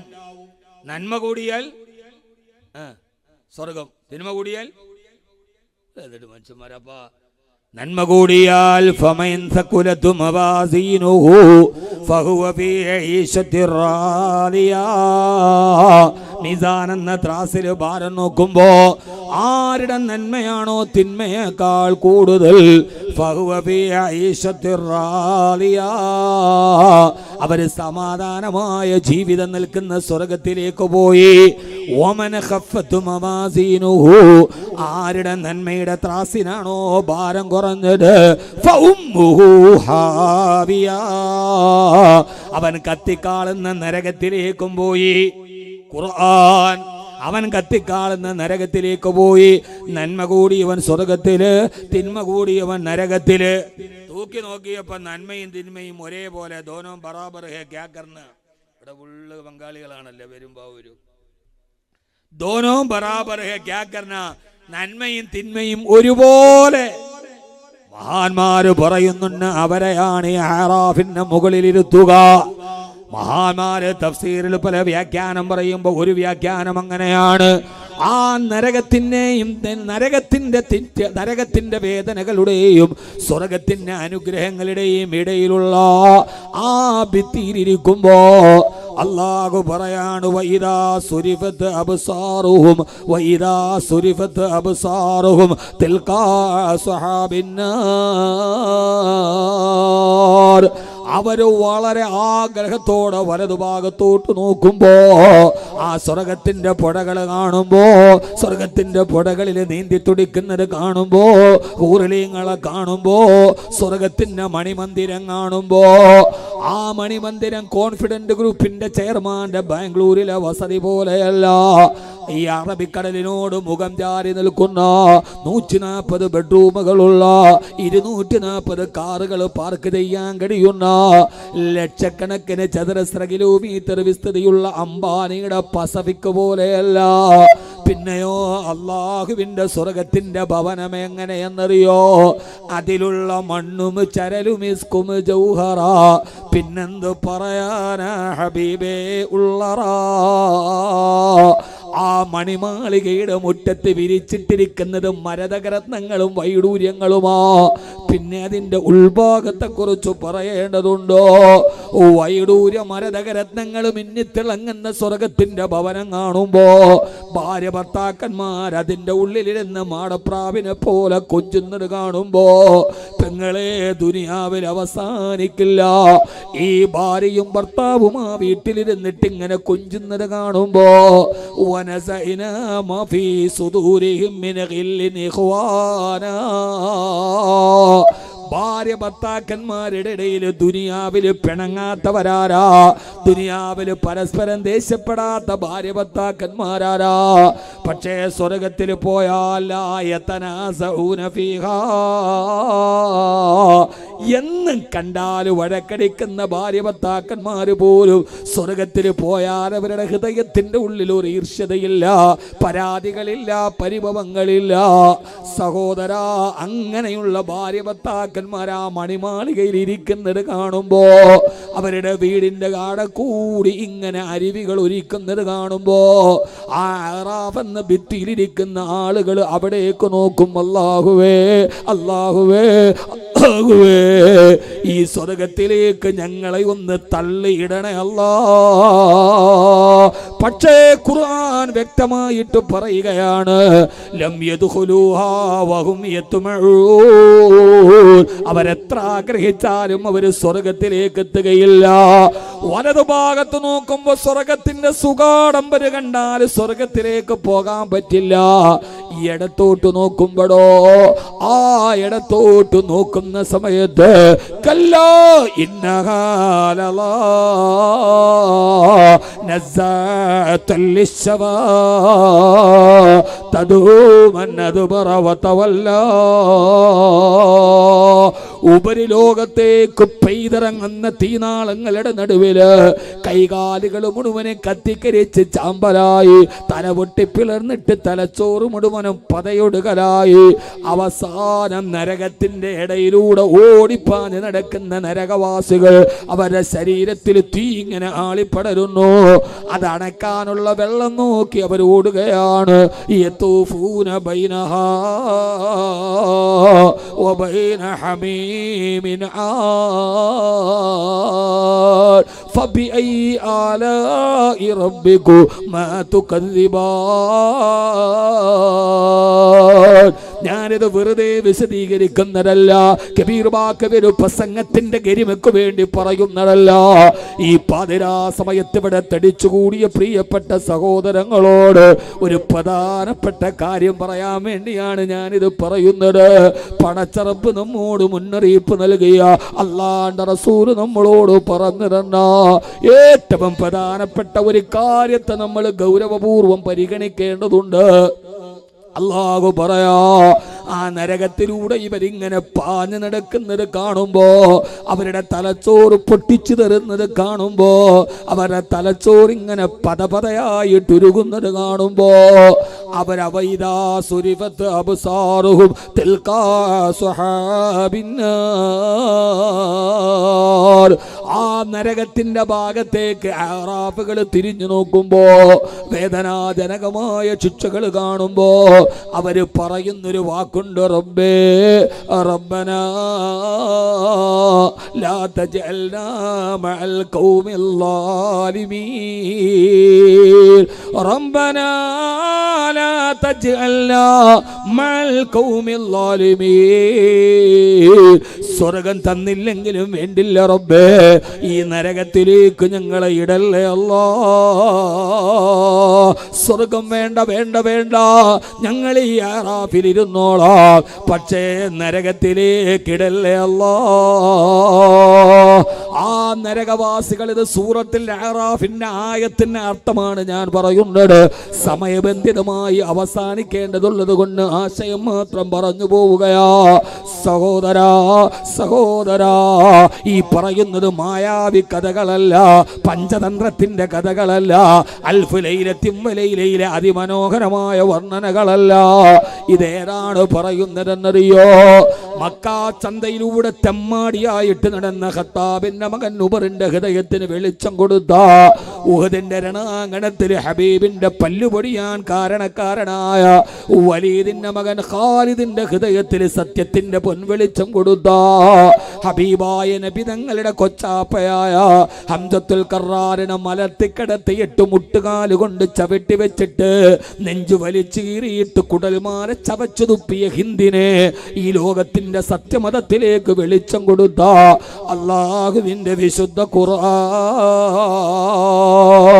നരകവാസികൾ ആ നരകത്തിൽ ഇങ്ങനെ കിടക്കുകയാണ്. ഏതുവരെ? ഇന്ന ജഹന്നമ കാനതു മിർസാദാ ലിത്താഗീന മആബാ ലാബിഥീന ഫീഹാ അഹ്ഖാബാ. യുഗയുഗാന്തരങ്ങളോളം ആ നരകത്തിന്റെ തീയിൽ കിടന്നിട്ട് വെന്തുരുകുമ്പോ ആ നരകവാസികൾ സ്വാഭാവികമായി തീ പിടിക്കുന്ന ഒരാള് വെള്ളത്തിനല്ലേ അന്വേഷിക്കുക. ആ സമയത്ത് ഖുർആൻ പറയാ, വനാദാ അസ്ഹാബുന്നാരി അസ്ഹാബൽ ജന്നാ. നരകത്തിൽ കിടക്കുന്ന ഓരോ ആണും പെണ്ണും സ്വർഗത്തിൽ കിടക്കുന്നവരെ കാണുമ്പോ അവരെ വിളിക്കുമത്രേ. ആ നരകത്തിൽ കിടന്നിട്ട് അപ്പുറത്തെ സ്വർഗത്തിലേക്ക് ഒരു വിളിയുണ്ട്, മോനെ. ഉമ്മ നരകത്തിൽ കിടക്കുമ്പോ മകൻ സ്വർഗത്തിൽ കിടക്കുകയാ, മകൻ സ്വർഗത്തിൽ കിടക്കുമ്പോ ഉമ്മ നരകത്തിലാ. അല്ലാഹു നമ്മളെ കുടുംബസമേത സ്വർഗത്തിലാക്കട്ടെ. ആ നരകത്തിൽ കിടക്കുന്ന മകൻ നോക്കുമ്പോ പ്രിയപ്പെട്ട ഉമ്മ സ്വർഗത്തിലാ. ആ സ്വർഗത്തില് മയക്കുമരുന്നിന് അടിമയായിട്ട് ഉമ്മയുടെ കഴുത്തിൽ പിടിച്ച് ഞെരിച്ചിട്ട് 1 ഗ്രാം ലഹരി കിട്ടാത്തത് കൊണ്ട് അമ്മിഞ്ഞ പാല് നുകർന്നു നിന്ന മാതാവിന്റെ കഴുത്ത് ഞെരിച്ചു കൊന്ന മക്കളില്ലേ, അവരാ നരകത്തിൽ നോക്കുമ്പോ തന്റെ പ്രിയപ്പെട്ട ഉമ്മ സ്വർഗത്തിൽ കിടക്കുകയാണ്. അവര് വിളിച്ചു ചോദിക്കുമത്ര, ഉമ്മ, സ്വർഗത്തിൽ കിടക്കുന്ന ഉമ്മ, അൻഅഫീലു അലൈനാ മിനൽ മാഇ ഔ മിമ്മാ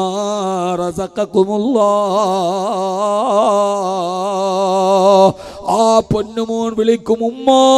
ഉമ്മാടെ പൊന്നുമോന്റെ തല പൊട്ടിച്ചിതറുന്നത് കണ്ടില്ല ഉമ്മ, എന്റെ കൈകാലും മുറി പൊരിയുന്നത് കണ്ടില്ല ഉമ്മ, ദുനിയാവിൽ വെച്ച് എന്റെ കാലിന് കല്ലിൽ തട്ടി 8 തൊലിയൊന്നു പോയാല് ചുണ്ടു ചേർത്ത് വെച്ചിട്ടതിന് മുത്തം നിന്ന് എനിക്കെന്റെ പ്രിയപ്പെട്ട ഉമ്മ.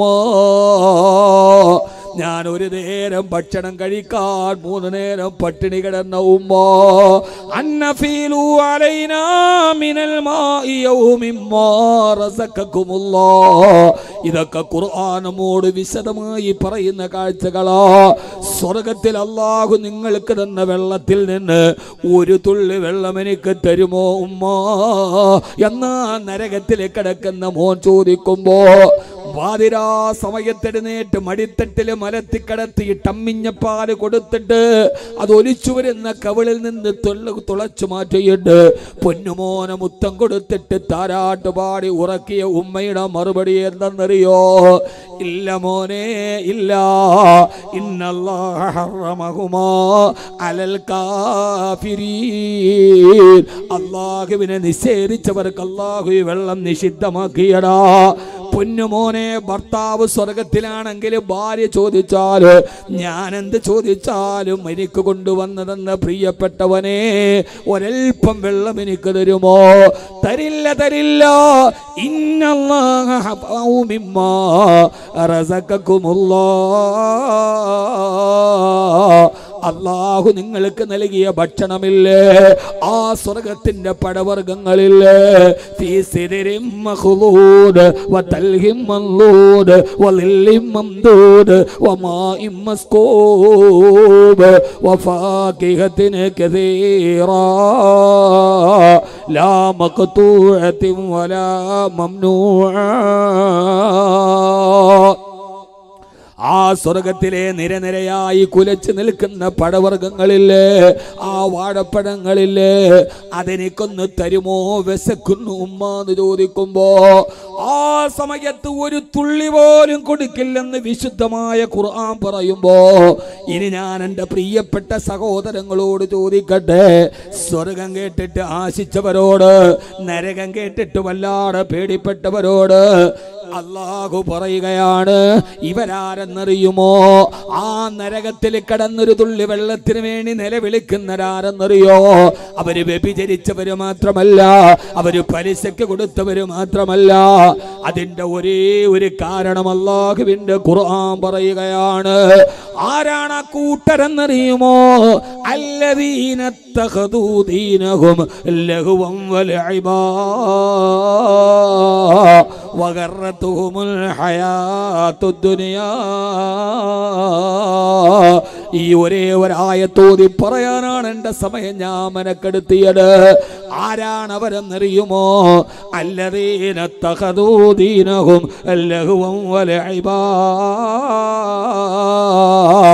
അവരവരുടെ ദീനെ പരിഹസിച്ചവരും അതിനെ കളിയായി കണ്ടവരാ. പരിശുദ്ധ ഇസ്ലാമിനെ പരിഹസിച്ചവർ, അവരവരുടെ ദീനിനെ വെച്ച് കളിച്ച ആളുകൾ, അവർക്ക് ദീനിനോട് പുച്ഛമായിരുന്നു, അവർക്ക് ഇസ്ലാമിനോട് പുച്ഛമായിരുന്നു. എന്ത് പറയണമെന്ന് മനസ്സിലിങ്ങനെ ഒരു കൂട്ടി ഞാൻ വരുമ്പോ അൽഹംദുലില്ലാഹ് അക്സനി പ്രസംഗിച്ചുകൊണ്ടിരിക്കുന്നത് ഈ വിഷയത്തെക്കുറിച്ചാ. ദീനെന്ന് പറഞ്ഞാൽ അവരെ സംബന്ധിച്ചിടത്തോളം ഒരു പരിഹാസമാണ്. അവരുടെ കല്യാണ വീട്ടിലെ ദീൻ പരിഹസിക്കപ്പെടുകയാണ്. വിവാഹം നടക്കുന്ന വീടുകളിൽ ആ ഖത്തീബ് വന്ന് ഖുത്ബ ഓതി ഈജാബും കബൂലും പറഞ്ഞ് ദുആ ചെയ്ത് തീരുന്നത് വരെയല്ലാതെ അവരുടെ വീടുകളിൽ ദീനില്ല. അവരുടെ കല്യാണം പിന്നെ ദീനിന് വിരുദ്ധമാണ്. അവർ ദീനിനെ പരിഹസിക്കുന്നവരാ. ഖുർആനെ കുറിച്ച് പറഞ്ഞാൽ അവർക്ക് പരിഹാസമാണ്. സദഖയെ കുറിച്ച് പറഞ്ഞാൽ അവർക്ക് പരിഹാസമാണ്. നരകത്തെ കുറിച്ച് പറഞ്ഞാൽ അവർക്ക് പരിഹാസമാണ്. ഖബറിന്റെ ശിക്ഷയെ കുറിച്ച് പറഞ്ഞാൽ പരിഹാസമാണ്. ഇൻസ്റ്റാഗ്രാമുകളിലും ഫേസ്ബുക്കുകളിലുമല്ല ദീനുള്ളത്. പെണ്ണേ, നിന്റെ തല മറച്ചിട്ട് നടക്കണമെന്ന് പറഞ്ഞാൽ പർദ്ദയിട്ടവളെ കണ്ടാൽ അവൾക്ക് പുച്ഛമാണ്. തലമറക്കുന്നവരെ കണ്ടാൽ പുച്ഛമാണ്. അങ്ങാടിയിൽ നിൽക്കുന്ന സമയത്ത് ബാങ്ക് വിളിക്കുന്ന നേരത്ത് സുജൂദ് ചെയ്യാൻ പോകുന്ന ചെറുപ്പക്കാരനെ മതവാദി എന്ന് പറഞ്ഞു പരിഹസിക്കുന്നവരാ. ഇപ്പോഴും ഇങ്ങനെയൊക്കെ ഒരു ദീനുണ്ടോ? മരിച്ചു കഴിഞ്ഞാൽ ഒരു സ്വർഗമുണ്ടോ? മരിച്ചു കഴിഞ്ഞാൽ ഒരു നരകമുണ്ടോ? പള്ളിക്കലെ ഖത്തീബ് അങ്ങനെ പലതും പ്രസംഗിക്കുമെന്ന് പരിഹസിക്കുന്ന ചെറുപ്പക്കാരാ. വഖാലൂ ഇൻ ഹിയ ഇല്ലാ ഹയാതുന ദുനിയാ വമാ നഹ്നു ബിമബ്ഊസീൻ. 6-ാം നൂറ്റാണ്ടിലെ കാട്ടറബികളായ ചെറുപ്പക്കാരോട് വ്യഭിചരിക്കരുത്, പലിശ മേടിക്കരുത്, ലോട്ടറി എടുക്കരുത്, നിങ്ങൾ ദീനിനെ പരിഹസിക്കരുത് എന്ന് പറഞ്ഞപ്പോ ആ കാലഘട്ടത്തിലെ മക്ക കുഫാറുകൾ പറഞ്ഞതെന്തെന്നറിയോ? ഈ ദുനിയാവെന്ന് പറഞ്ഞാൽ ലൈബും വലഹുവും, ഇത് കളിക്കാനും ചിരിക്കാനുമുള്ളതല്ലേ. ഇന്നത്തെ ചെറുപ്പക്കാര് പറയുന്ന ഈ സമയത്ത് താടിയും തൊപ്പിയും വെച്ച് പള്ളിയിൽ പോകാനോ ബാങ്ക് വിളിക്കുമ്പോൾ നിസ്കരിക്കാനോ ഈ കെട്ടുന്നവരായി സടിച്ചു പൊളിക്കാനുള്ളതല്ലേ. ഓ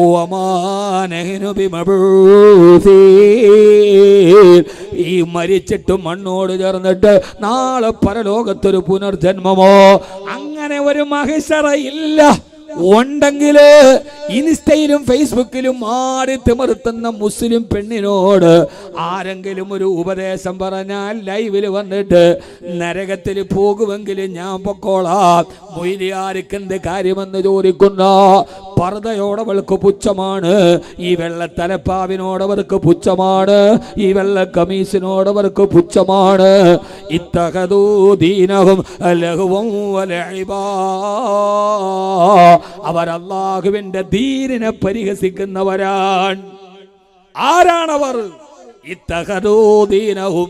ഇത് കബീർ വാക്കവിയുടെ വകയല്ല. മൊയ്ലിയാർ എങ്ങനെ പറയും? ഈ വേഷത്തോട് പുച്ഛം, ഈ പർദ്ദയോട് പുച്ഛം, ഉമ്മാന്റെ പർദ്ദയോട് പുച്ഛം.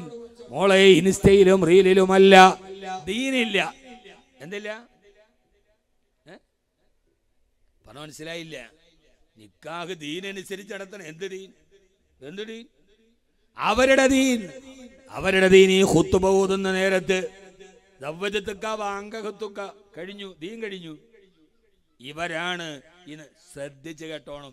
ഇതാണ് ഞാൻ പറഞ്ഞത്, എല്ലാത്തിന്റെ അടിസ്ഥാനം ഇതാണ്. ദീനിനെ ഇത്തഖദൂ ദീനഹും ഹുസുവൻ വലഇബാ. ആരാ പരിഹസിക്കണത്? അല്ലാഹുവിന്റെ ദീനിനെ പരിഹസിക്കണവരാരാ? ആർഎസ്എസ്കാരാ? ബിജെപിക്കാരാ? ആരാ പരിഹസിക്കണത്? നീ.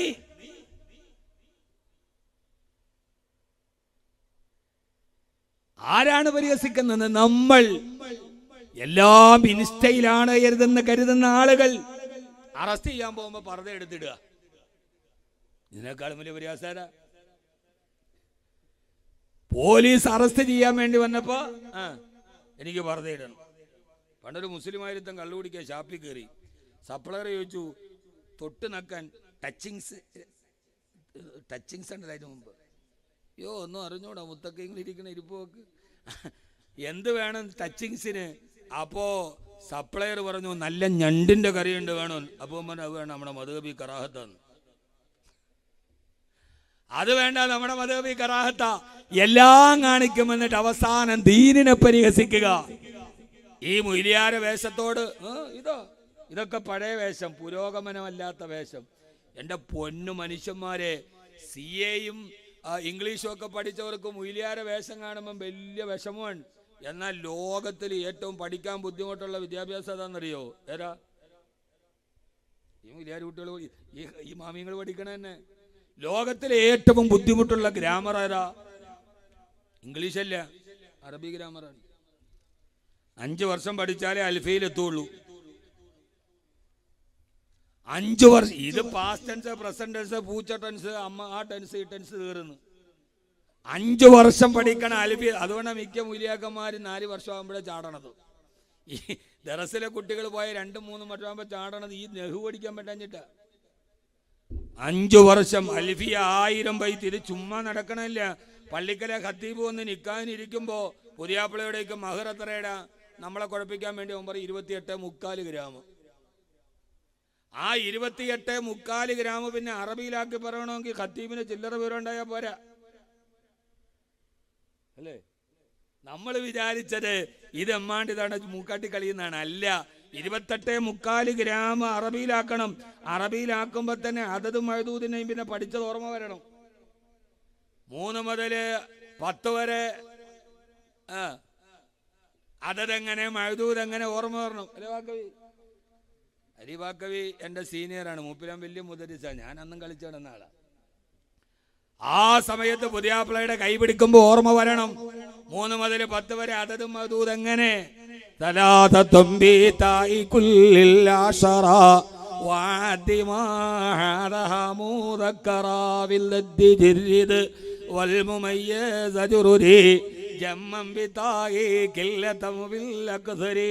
ഇത്ര ഓർമ്മ വന്നാൽ 28:45 പറ്റും. യഥാർത്ഥത്തിൽ ഈ താടിയും തലപ്പാവും വെച്ചിട്ട് സനത് കൊടുക്കുന്നത് ലോകത്തിലെ ഏറ്റവും സങ്കീർണമായ വിജ്ഞാന ശാഖയെ സ്വായത്തമാക്കിയതിനാണ്. അതിനോട് നമുക്ക് പുച്ഛമാണ്, ദീനിനോട് നമുക്ക് പുച്ഛമാണ്. അള്ളാഹു നമ്മളെ കാത്തിരക്ഷിക്കുമാറാകട്ടെ. ആമീൻ പറയീൻ. അള്ളാഹു നമ്മളെ കാത്തിരക്ഷിക്കുമാറാകട്ടെ. ആദരവായ പ്രവാചകൻ നബി മുഹമ്മദ് മുസ്തഫ സല്ലല്ലാഹു അലൈഹി വസല്ലമ പറയാ, ഇത്തഖദൂ ദീനഹും ഹുസുവൻ വലഇബാ. ദീനിനെ വല്ലാതെ പരിഹസിക്കുന്ന ആളുകൾ ഒരു ദിവസം അല്ലാണ്ട് റസൂല് പറഞ്ഞു, ഒരു ദിവസം ഞാൻ ഉറങ്ങുമ്പോ സ്വപ്നത്തിൽ ഞാൻ എൻ്റെ സഹാബത്തിനെ സ്വപ്നം കണ്ടു. ആ സമയത്ത് എൻ്റെ സഹാബത്തുകളല്ലാണ്ട് റസൂലിന്റെ സ്വപ്നം വഹിയാണല്ലോ. ഞാൻ എൻ്റെ സഹാബത്തിനെ സ്വപ്നം കണ്ടപ്പോ ആ സമയത്ത് എൻ്റെ സഹാബത്തുകൾ ഇങ്ങനെ വസ്ത്രം ധരിച്ചിട്ടുണ്ട്. ചില ആളുകളുടെ വസ്ത്രം നെഞ്ചുവരെയുള്ളൂ.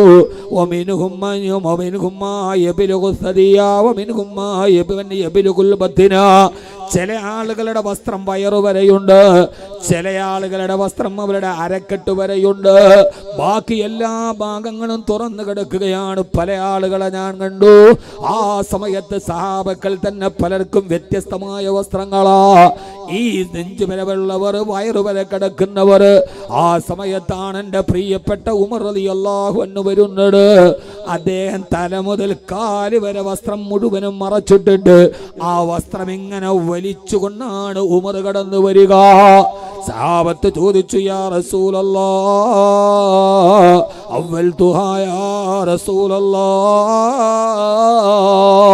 പല ആളുകളും ശരീരത്തിന്റെ പകുതി മറച്ചിട്ട് വരുമ്പോ എന്താണ് നബിയേ ഉമർ റളിയല്ലാഹു അൻഹു മുഴുവനും വസ്ത്രം ധരിച്ചിങ്ങനെ വലിച്ചിഴച്ച് വരിക?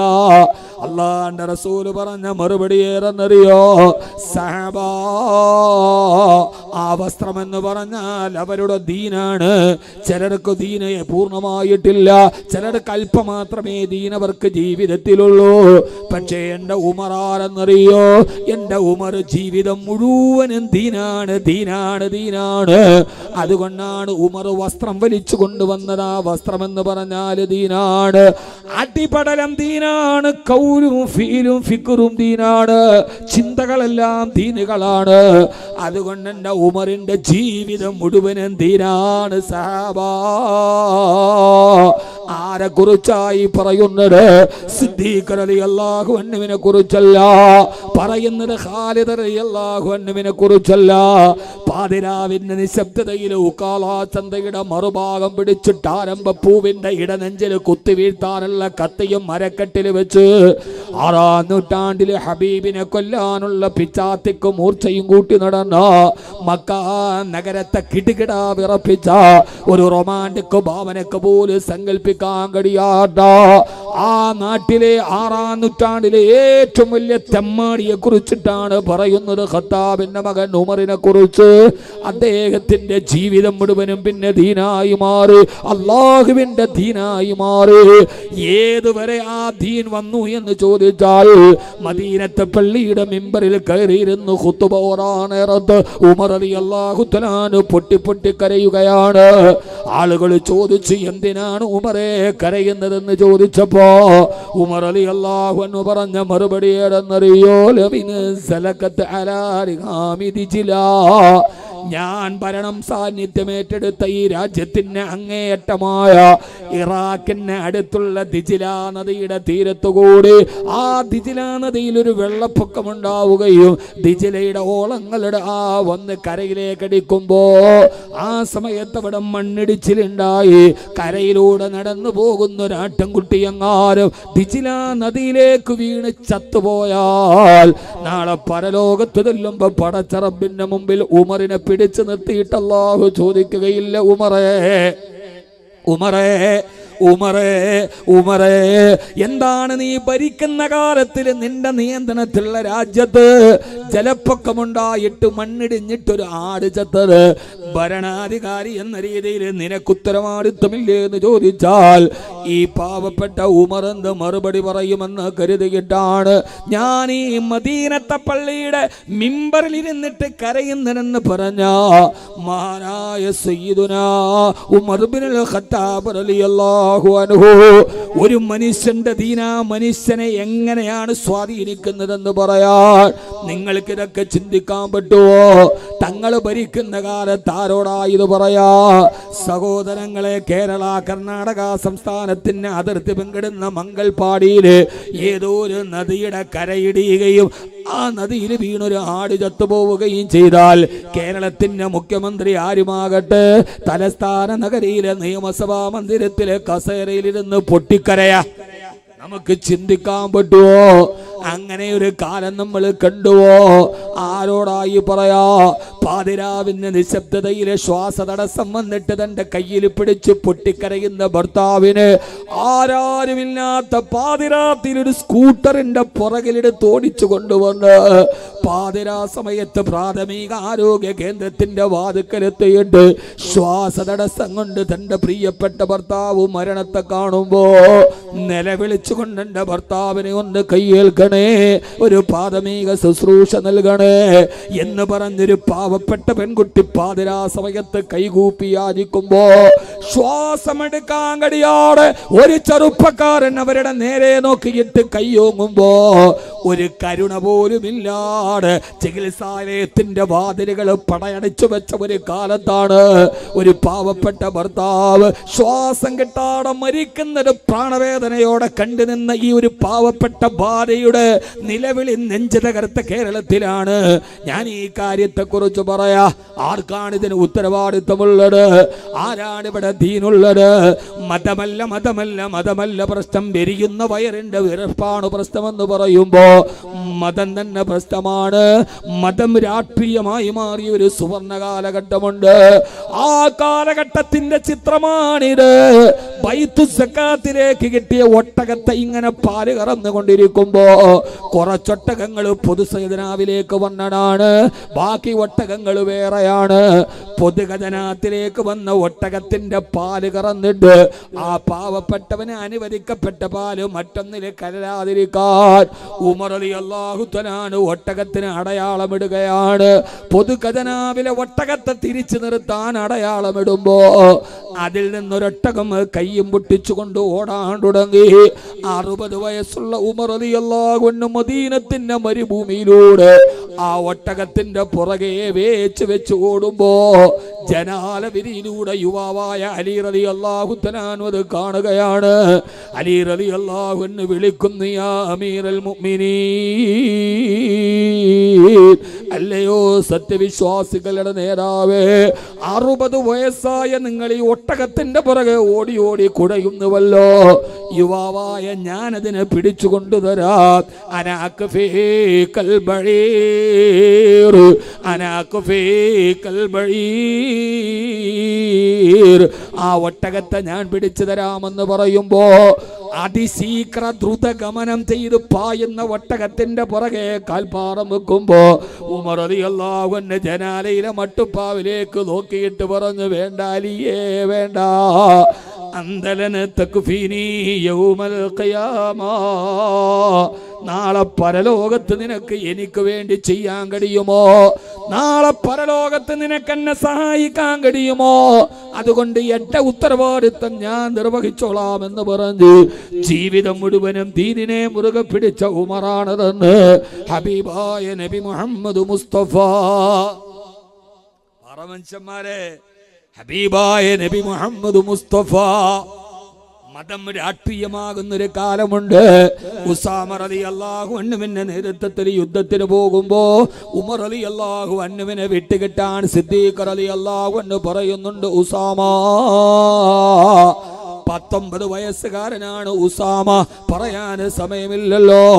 19 വയസ്സുള്ള ഒരു ചെറുപ്പക്കാരന്റെ കയ്യിലാണ് ജൻസി ചെറുപ്പക്കാര് പടച്ചവന്റെ ദീനിനെ പരിഹസിക്കുന്നവരെ, ഇൻസ്റ്റയിലും ഫേസിലും കിടന്ന് തള്ളിക്കളിക്കുന്നവരെ, അവസാനം അല്ലാഹുവിന്റെ റസൂൽ വഫാത്താവുകയും അതിന് 4 മാസം മുമ്പ് ഇസ്ലാമിലേക്ക് വന്നവർ ഹബീബ് വഫാത്തായാലും ഞങ്ങൾ തിരിച്ചു പോകുന്നു എന്ന് പറഞ്ഞവർ മുർത്തദ്ദുകളാവുകയും കുറെ ആളുകൾ സക്കാത്തിനെ നിഷേധിക്കുകയും ചെയ്ത് ഇസ്ലാമിക സമൂഹം വല്ലാതെ പ്രതിസന്ധിയിലാടി ഉലഞ്ഞപ്പോ സിദ്ദീഖ് റളിയല്ലാഹു അൻഹു ഇസ്ലാമിന്റെ പതാക കൊടുത്തത് ആരുടെ കയ്യിലെന്നറിയോ?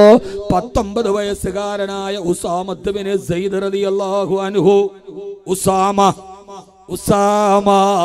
19 വയസ്സുകാരനായ ഉസാമ അല്ലാഹുവിന്റെ ദീൻ വല്ലാതെ ആടി തളരുന്ന നേരത്ത് പതാക ഉസാമയുടെ കയ്യിലാ. 19 വയസ്സുള്ള ഉസാമ റളിയല്ലാഹു അൻഹു കൊടി പിടിച്ചു പോകുമ്പോ 61 വയസ്സുള്ള സിദ്ദീഖ് റളിയല്ലാഹു അൻഹു പുറകിൽ നടന്നു. ഇതാണ് ഇസ്ലാമിന്റെ രാഷ്ട്രീയം. പുറകിൽ നടന്നു. എന്നിട്ട് പറഞ്ഞു, ഉസാമ നീ എല്ലാവരെയും കൊണ്ടുപോകരുതേ, ഉമറിനെ എനിക്ക് വിട്ടുതരണേ. എന്തെന്നറിയുമോ? ഉമർ റളിയല്ലാഹു അൻഹു ആ സമയത്ത് മദീനയുടെ ചീഫ് ജഡ്ജിയാണ്. ഉമർ റളിയല്ലാഹു തആല 2 വർഷക്കാലം മദീനയുടെ ചീഫ് ജഡ്ജിയാ. കേൾക്കണമെങ്കിൽ കേട്ടോ. ഉമർ റളിയല്ലാഹു അൻഹു പറഞ്ഞു, സിദ്ദീഖേ, എന്തിനാണ് ഞാൻ ജഡ്ജിയായിട്ടിരിക്കുന്നത്? ഞാൻ ചീഫ് ജഡ്ജിയായി 2 വർഷമായിട്ട് പോലും ഇതേവരെ പരാതിയായിട്ടൊരു വാദിയും പതിയും എന്നെ മുമ്പിൽ വന്നിട്ടില്ല. പിന്നെന്തിനാണ് പൊതുഖജനാവ് വെറുതെ ദൂർത്തെടുക്കുന്നത്?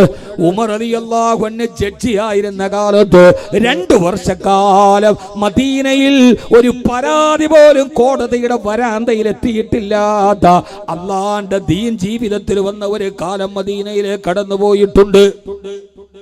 ഒരു പോലീസ് സ്റ്റേഷൻ പോലും നിലവിലില്ലാത്ത, ഒരു FIR പോലും എഴുതാത്ത കാലത്താണ് അല്ലാഹുവിന്റെ റസൂലിന്റെ മുമ്പിലേക്ക് വന്നിട്ടൊരു ചെറുപ്പക്കാരൻ പറയുന്നത്, തഖ്റിനി യാ റസൂലല്ലാഹ്, എന്നെ ശുദ്ധിയാക്കി നബിയേ, എന്നെ കല്ലെറി നബിയേ, ഞാൻ വ്യഭിചരിച്ചു നബിയേ എന്ന് പറയുന്നത്. ഒരു പോലീസ് സ്റ്റേഷൻ നിലവിലില്ലാത്ത, ഒരു മഹസർ പോലും FIR എഴുതാൻ ഒരു കാക്കിയിട്ട പോലീസ് ഇല്ലാത്ത കാലത്താണ് ഞാൻ വ്യഭിചരിച്ചു, എന്നെ കല്ലെറിഞ്ഞു കൊല്ലണമെന്ന് പറഞ്ഞൊരു ചെറുപ്പക്കാരൻ വരുന്നത്. ദീൻ പരിഹസിക്കപ്പെടാത്ത കാലത്ത്. അല്ലാഹു നമുക്ക് ബോധം തരട്ടെ. അല്ലാഹു നമുക്ക് ബോധം തരട്ടെ. ഇത്തഖദൂ ദീനഹും ഹുസുവൻ വലഇബാ. മനോഹരമായി ഒരു ചെറുപ്പക്കാരൻ, പോലീസില്ല, FIR ഇല്ല, ഉഭയകക്ഷി സമ്മതപ്രകാരമല്ല. ഇപ്പൊ അതാണ് ട്രെൻഡ്. ഉഭയകക്ഷി സമ്മതപ്രകാരമാണെങ്കിൽ എത്ര വേണമെങ്കിലും ആകാന്നാണ് കോടതി. ഉഭയകക്ഷി സമ്മതപ്രകാരമല്ല. ഇതിനാണ് ദീൻ പരിഹസിക്കപ്പെടരുതെന്ന് പറയുന്നത്. ദീൻ ഉണ്ടാവണം. അല്ലാഹു തൗഫീഖ് നൽകട്ടെ. ആമീൻ പറയും മനുഷ്യന്മാരെ. എന്താ നിർത്താൻ സമയമായ? ഞാൻ ഈ സമയം കളയാതെ ഒരു നാട്ടുവർത്താനം പോലും പറയാതെ പോണത് വിഷയത്തിന്റെ ഗൗരവം കൊണ്ടാണ്. ദീൻ ഉണ്ടാവുന്ന ഒരു കാലമുണ്ടാവണം. അല്ലാഹു നമ്മുടെ അവരെ അങ്ങനെ ആക്കുമാറാകട്ടെ. ആമീൻ യാ റബ്ബൽ ആലമീൻ. അധിക മനോഹര നൂറുല്ലാഹ് അഹ്മദ് നബിയിൽ സല്ലല്ലാഹ് അഗതിദയാലു ഹബീബുല്ലാഹ് ആമന്നാ ബി റസൂലില്ലാഹ് ഹസ്ബി റബ്ബി ما في قلبي غير الله نور محمد صلى الله لا إله إلا الله حسبي ربي وركج حسبي ربي جل الله ما في قلبي غير الله نور محمد صلى الله لا إله إلا الله. അല്ലാഹു നമ്മളെ സ്വീകരിക്കുമാറാകട്ടെ. ഏറ്റവും പ്രധാനപ്പെട്ടത് ദീനാണ്. അതുകൊണ്ടാണ് ഒരാൾ മരിച്ചു പോയാൽ അവന്റെ ജീവിതത്തിൽ അവനെ പിന്തുടർന്നു വരുന്നത് 3 കാര്യങ്ങളാണ്. ഒന്നവന്റെ സാലിഹീങ്ങളായ മക്കൾ, ദീൻ. ഒന്നവൻ ചെയ്യുന്ന സദക്ക, ദീൻ. അല്ലേ? ഒരാൾ മരിച്ചാൽ അവന്റെ കൂടെ വരുന്നതാരാ? ജനനത്തിന് ശേഷമുള്ള ഓരോ നിമിഷവും മരണത്തിലേക്കുള്ള യാത്ര. നീ എന്തു നേടി മണ്ണിൽ, ഞാൻ എന്തു നേടി മണ്ണിൽ, നേടിയതെല്ലാം മണ്ണിന് നൽകി മണ്ണിലേക്കുള്ളൊരു യാത്ര. എത്ര മനോഹരമായിട്ടാണ് കവി വരച്ചിടുന്നത്. കവി ജീവിതത്തെ 6 വരിയിൽ വരച്ചിടുകയാണ്. ജനനത്തിന് ശേഷമുള്ള ഓരോ നിമിഷവും മരണത്തിലേക്കുള്ള യാത്ര. മനോഹരല്ലേ? ജനനത്തിന് ശേഷമുള്ള ഓരോ നിമിഷവും മരണത്തിലേക്കുള്ള യാത്ര. അത് കവി പറഞ്ഞത് മനോഹരം. അതിനേക്കാൾ മനോഹരമായി മറ്റൊരു കവി പറഞ്ഞിട്ടുണ്ട്. ഗർഭാശയം വീട്ടതു മുതൽ സഫറാണ്, അടുത്തുള്ള ക്യാമ്പും സോദര കബറാണ്. തഴവ ഉസ്താദ് നവ്വറല്ലാഹു മർക്കദ. അത് തഴവ ഉസ്താദായി നമ്മൾ അത് കവിയിൽ പെടുത്തൂല. അതേ വാക്ക് തന്നെയാണ്. അതേ ഇൽമിന്റെ ബഹറാണത്. ഷാഹിക്കതാ പയമ്പർ സബേകു സോരഹി ഹേ. എല്ലാവരും ഒരേപോലെ ഉറങ്ങാൻ പോകുന്ന ഒരു നിമിഷമുണ്ട്. ഇന്ത്യ രാജ്യത്തിന്റെ ദേശീയ രാഷ്ട്രീയത്തിലെ നിർണായക ശക്തിയായിരുന്ന മറാത്ത രാഷ്ട്രീയത്തില് 30ാമത്തെ വയസ്സിൽ തന്റെ പിതൃ സഹോദരനായ ശരത് പവാറിന്റെ കൈപിടിച്ച് കിടന്നു വന്ന 8 പ്രാവശ്യം മന്ത്രി കസേരയും 4 പ്രാവശ്യം ഉപമുഖ്യമന്ത്രി കസേരയും അലങ്കരിച്ച അവസാന കാലത്തില് മറാത്ത രാഷ്ട്രീയത്തിലെ നിർണായക ശക്തമായ ജയപ്രതിജേട്ട സഹോദരനായ ശരത് പവാറിന്റെ NCPയെ പിളർത്തിയെടുത്ത് മറാത്ത തെരഞ്ഞെടുപ്പിലും തദ്ദേശ തെരഞ്ഞെടുപ്പിലും നേട്ടമുണ്ടാക്കി അടുത്ത മുഖ്യമന്ത്രി കസേര സ്വപ്നം കണ്ട മനുഷ്യനാണ്. അവിടെ നിന്ന് ബോംബെ വിമാനത്താവളത്തിൽ നിന്ന് സ്വകാര്യ ജെറ്റിൽ പറന്നുയർന്ന് 13 മിനിറ്റ് കഴിഞ്ഞിട്ട് ആ ഫ്ലൈറ്റ് നിലം തൊടുന്നതിന് തൊട്ടു മുമ്പ് ആ ഫ്ലൈറ്റ് 2ആയി പൊട്ടിപ്പിളർന്ന് അഗ്നിഗോളം വിഴുങ്ങിക്കടിയുമ്പോ പൂർണ്ണമായി കത്തിക്കരിഞ്ഞ ശരീരത്തിൽ നിന്ന് കരിയാത്ത സ്വർണ്ണമോതിരം കണ്ടിട്ടാണ് ഇത് മറാത്ത രാഷ്ട്രീയത്തില് പകരം വെക്കാത്ത അതികായനായ അജിത് പവാറാണെന്ന് തിരിച്ചറിഞ്ഞത്. സഹോദരാ, മുഖ്യമന്ത്രി കസേര ലക്ഷ്യമിട്ട 9,000 കോടിയുടെ ലക്ഷാധിപതിയായ അജിത് പവാർ ഇവിടെ എല്ലാവരും ഒരേപോലെ നടന്നു പോകുന്ന ഒന്നുണ്ട്. ചിലർ ഉറങ്ങുന്നത്, എല്ലാവരും ഉറങ്ങുന്നത് ചിലപ്പോൾ സുന്ദരമായ ബെഡ്റൂമുണ്ട്. ഞാനും നിങ്ങളും രാജാവും പ്രജയും ഒരേപോലെ ഉറങ്ങുന്ന ഒരേ ഒരു മണിയറ. ആ മണിയറയാണ് ഖബർ. 3 തുണി, ഒരേ അത്തറ്, ഒരേ സുഗന്ധം. എല്ലാ മയ്യത്ത് വീട്ടിലും ഒരേ സുഗന്ധം. മജ്മ 96. എല്ലാവരും ഒരേപോലെ ഉറങ്ങുന്ന ഒരേ ഒരു ഉറക്കമേതാ? അതാണ് ഖബർ. അള്ളാഹു നമ്മളെ അവിടേക്ക് പോകുമ്പോ നമുക്ക് പുറകെ വരുന്നത് ഒരേ ഒന്ന് മാത്രമേ ഉള്ളൂ. അത് നമ്മുടെ ദീനാണ് പെങ്ങള്. അള്ളാഹു നമുക്ക് തൗഫീഖ് നൽകട്ടെ. ആമീൻ യാ റബ്ബൽ ആലമീൻ. വാർത്താമാധ്യമങ്ങൾ ആ മഹാമനുഷ്യന്റെ 900 കോടിയെ കുറിച്ച് വാചാലമാകുമ്പോ, മനോഹരമായ വീടിനെ കുറിച്ച് വാചാലമാകുമ്പോ അദ്ദേഹം 6 അടി മണ്ണിലേക്ക് പോയി കഴിഞ്ഞു. ഇതൊന്നും കൂടെ പോയില്ല. പോയോ മനുഷ്യന്മാര്? സമ്പാദിച്ചതെല്ലാം മണ്ണിന്റെ മുകളിൽ ഉപേക്ഷിച്ചിട്ട് മണ്ണിന്റെ അടിയിലേക്ക് നമ്മൾ പോയി. ഒന്നും കൂടെ കൊണ്ടുപോയില്ല. 900 കോടിയുടെ വലിയ ആസ്തിയെ കുറിച്ച് വാചാലമാകുമ്പോ, സൗന്ദര്യത്തെ കുറിച്ച് വാചാലമാകുമ്പോ ആ സൗന്ദര്യം കൂടെ പോയോ? ഏഷ്യ ഭൂഖണ്ഡം കണ്ട ഏറ്റവും വലിയ അതിസുന്ദരിയായ പ്രധാനമന്ത്രിയാണ് ആര്?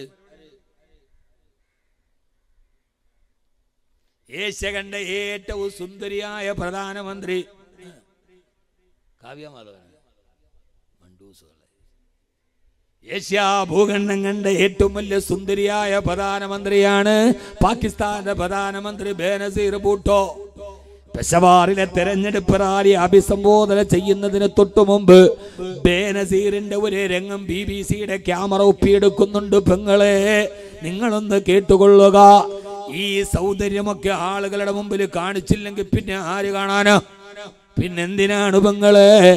ബ്യൂട്ടി കിറ്റ് കയ്യിലെടുത്ത് ചുണ്ടിൽ ലിപ്സ്റ്റിക് തേച്ച് മുഖത്ത് നല്ല പൗഡറുമിട്ട് ആ ബേനസീർ ഭൂട്ടോ തെരഞ്ഞെടുപ്പ് റാലിയുടെ സ്റ്റേജിലോട്ട് കയറുമ്പോ പൊട്ടിത്തെറിച്ച ബോംബുകളുടെ ഇടയിൽ ചിതറിത്തെറിക്കാനുള്ള ചുണ്ടുകളാണ് താൻ ലിപ്സ്റ്റിക് തേക്കുന്നതെന്ന് ബേനസീർ അറിഞ്ഞിരുന്നേയില്ല.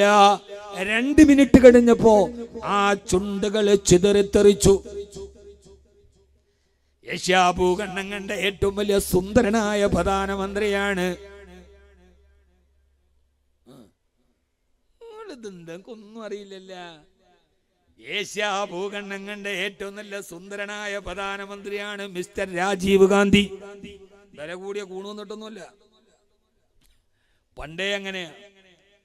ശ്രീ പെരുമ്പത്തൂരിലെ തെരഞ്ഞെടുപ്പ് റാലിയില് ആ സുന്ദരനായ പ്രധാനമന്ത്രി കയറുമ്പോ വന്നിക്കാൻ എണ്ണവണ്ണം കുനിഞ്ഞു നിന്ന് ആ പെണ്ണിന്റെ അരക്കെട്ടിൽ തന്റെ ശരീരത്തെ ചിതറിത്തെറിക്കുന്ന ബോംബുണ്ടെന്ന് കരുതിയില്ലല്ലോ. സഹോദര, ഹലക്കൽ മുദാവി വൽ മുദാവാ വല്ലവി ജലബദ്ദവാ ബാഹുവൽ മുസ്തരീ. എല്ലാം അവസാനിച്ചു പോകുന്ന ഒരു ലോകത്ത് ബാക്കിയുള്ളത് ദീൻ മാത്രമാണ്. വെറും ദീൻ മാത്രം, ഒരു സമ്പത്തും കൂടെ വരില്ല. ഞാന് ആയൂര് നിന്ന് എൻ്റെ സ്വദേശമായ കാഞ്ഞാറിലേക്ക് അല്ലെങ്കിൽ എറണാകുളം കോട്ടയം ജില്ലയിലേക്കുള്ള എല്ലാ യാത്രകളിലും പതിവായി വരുന്ന ഒരു റൂട്ടാണ് പത്തനാപുരം, പത്തനംതിട്ട, റാന്നി, പൊൻകുന്നം, പാല, തൊടുപുഴ, മൂവാറ്റുപുഴ മലയോര ഹൈവേ. റോഡ് ബ്ലോക്കില്ല. ആ മലയോര പാതയിൽ വരുമ്പോ പൊൻകുന്നം ടൗണിൽ ഒരു പള്ളിയുണ്ട്. ഞാൻ എത്രയോ വർഷങ്ങളായി ഞാൻ ഫാമിലിയായിട്ട് പോകുമ്പോഴൊക്കെ ഞങ്ങൾ നിസ്കരിക്കാൻ ഇറങ്ങുന്ന അവിടെയാണ്. താഴെയാണ് പള്ളി. പലപ്പോഴും ഞാൻ ഇങ്ങനെ ആലോചിക്കും, പടച്ചോനെ, ഇത് റോഡ് നിരപ്പിൽ ഇതിനൊരു പള്ളി ഉണ്ടായിരുന്നെങ്കിൽ എത്രയോ നന്നായിരുന്നു. ഞാൻ ഇന്ന് മഗ്‌രിബ് അസർ നിസ്കരിക്കാൻ വേണ്ടി പൊൻകുന്നത്തിറങ്ങുമ്പോ പൊൻകുന്നം നഗരത്തിന്റെ മധ്യത്തില് ഒരു നക്ഷത്രം, ഒരു വെള്ള നക്ഷത്രം ഇങ്ങനെ ഉദിച്ചു നിൽക്കുന്നത് പോലെ അതിന് മുകളിൽ ഒരു പള്ളി പൂർത്തിയാകുന്നു. എത്ര മനോഹരമാണ് കാണാൻ, എത്ര സുന്ദരമാണ് കാണാൻ. അപ്പൊ അവിടെ എന്റെ സുഹൃത്ത് സക്കീർ സാഹിബുണ്ട്. അപ്പൊ അദ്ദേഹം എന്നോട് പറഞ്ഞു, ഞാൻ ചോദിച്ചു ഈ പള്ളി എങ്ങനെ പൂർത്തിയാകുന്നു? അപ്പോഴാണ് പറഞ്ഞത്, ആ നാട്ടിലുള്ള ഒരു സഹോദരൻ നിർമ്മിച്ചു കൊടുക്കുന്നതാണ്. എത്രയായി ബഡ്ജറ്റ്? 1 കോടിയിലപ്പുറമായി. നാസർ സാഹിബ്, നാസർ, സൗദി അറേബ്യയിൽ പ്രവാസ മണ്ണിൽ നിന്ന് താനുണ്ടാക്കിയ സമ്പത്തിനെ അതിമനോഹരമായി നോക്കിയാൽ പൊൻകുന്നം ടൗണില് ഒരു വെള്ള നക്ഷത്രം ഉദിച്ചു നിൽക്കുന്നു. ഞാൻ അതിന്റെ ഭംഗി ഇങ്ങനെ നോക്കി നിന്നു. അദ്ദേഹം അത് പണിതു കൊടുക്കുന്നതിന്റെ മനസ്സിന്റെ ആത്മാർത്ഥത നിർമ്മാണത്തിൽ കാണാം. എങ്ങനെയെങ്കിലും പണിതു വെക്കലല്ല. എത്ര മനോഹരം, എത്ര സുന്ദരം. ആ മനുഷ്യന് നാളെ പരലോകത്തേക്ക് യാത്രയാകുമ്പോൾ ഒരു വലിയ സമ്പാദ്യം വരാനുണ്ട്. അത് ഈ പള്ളിക്ക് വേണ്ടി ചെലവഴിച്ചതാണ്. ബാക്കിയെല്ലാം മണ്ണിന്റെ മുകളിൽ നിൽക്കും. ഇത് 6 അടി മണ്ണിലേക്ക് നമ്മൾ പോകുമ്പോഴും നമ്മുടെ കൂടെ വരും.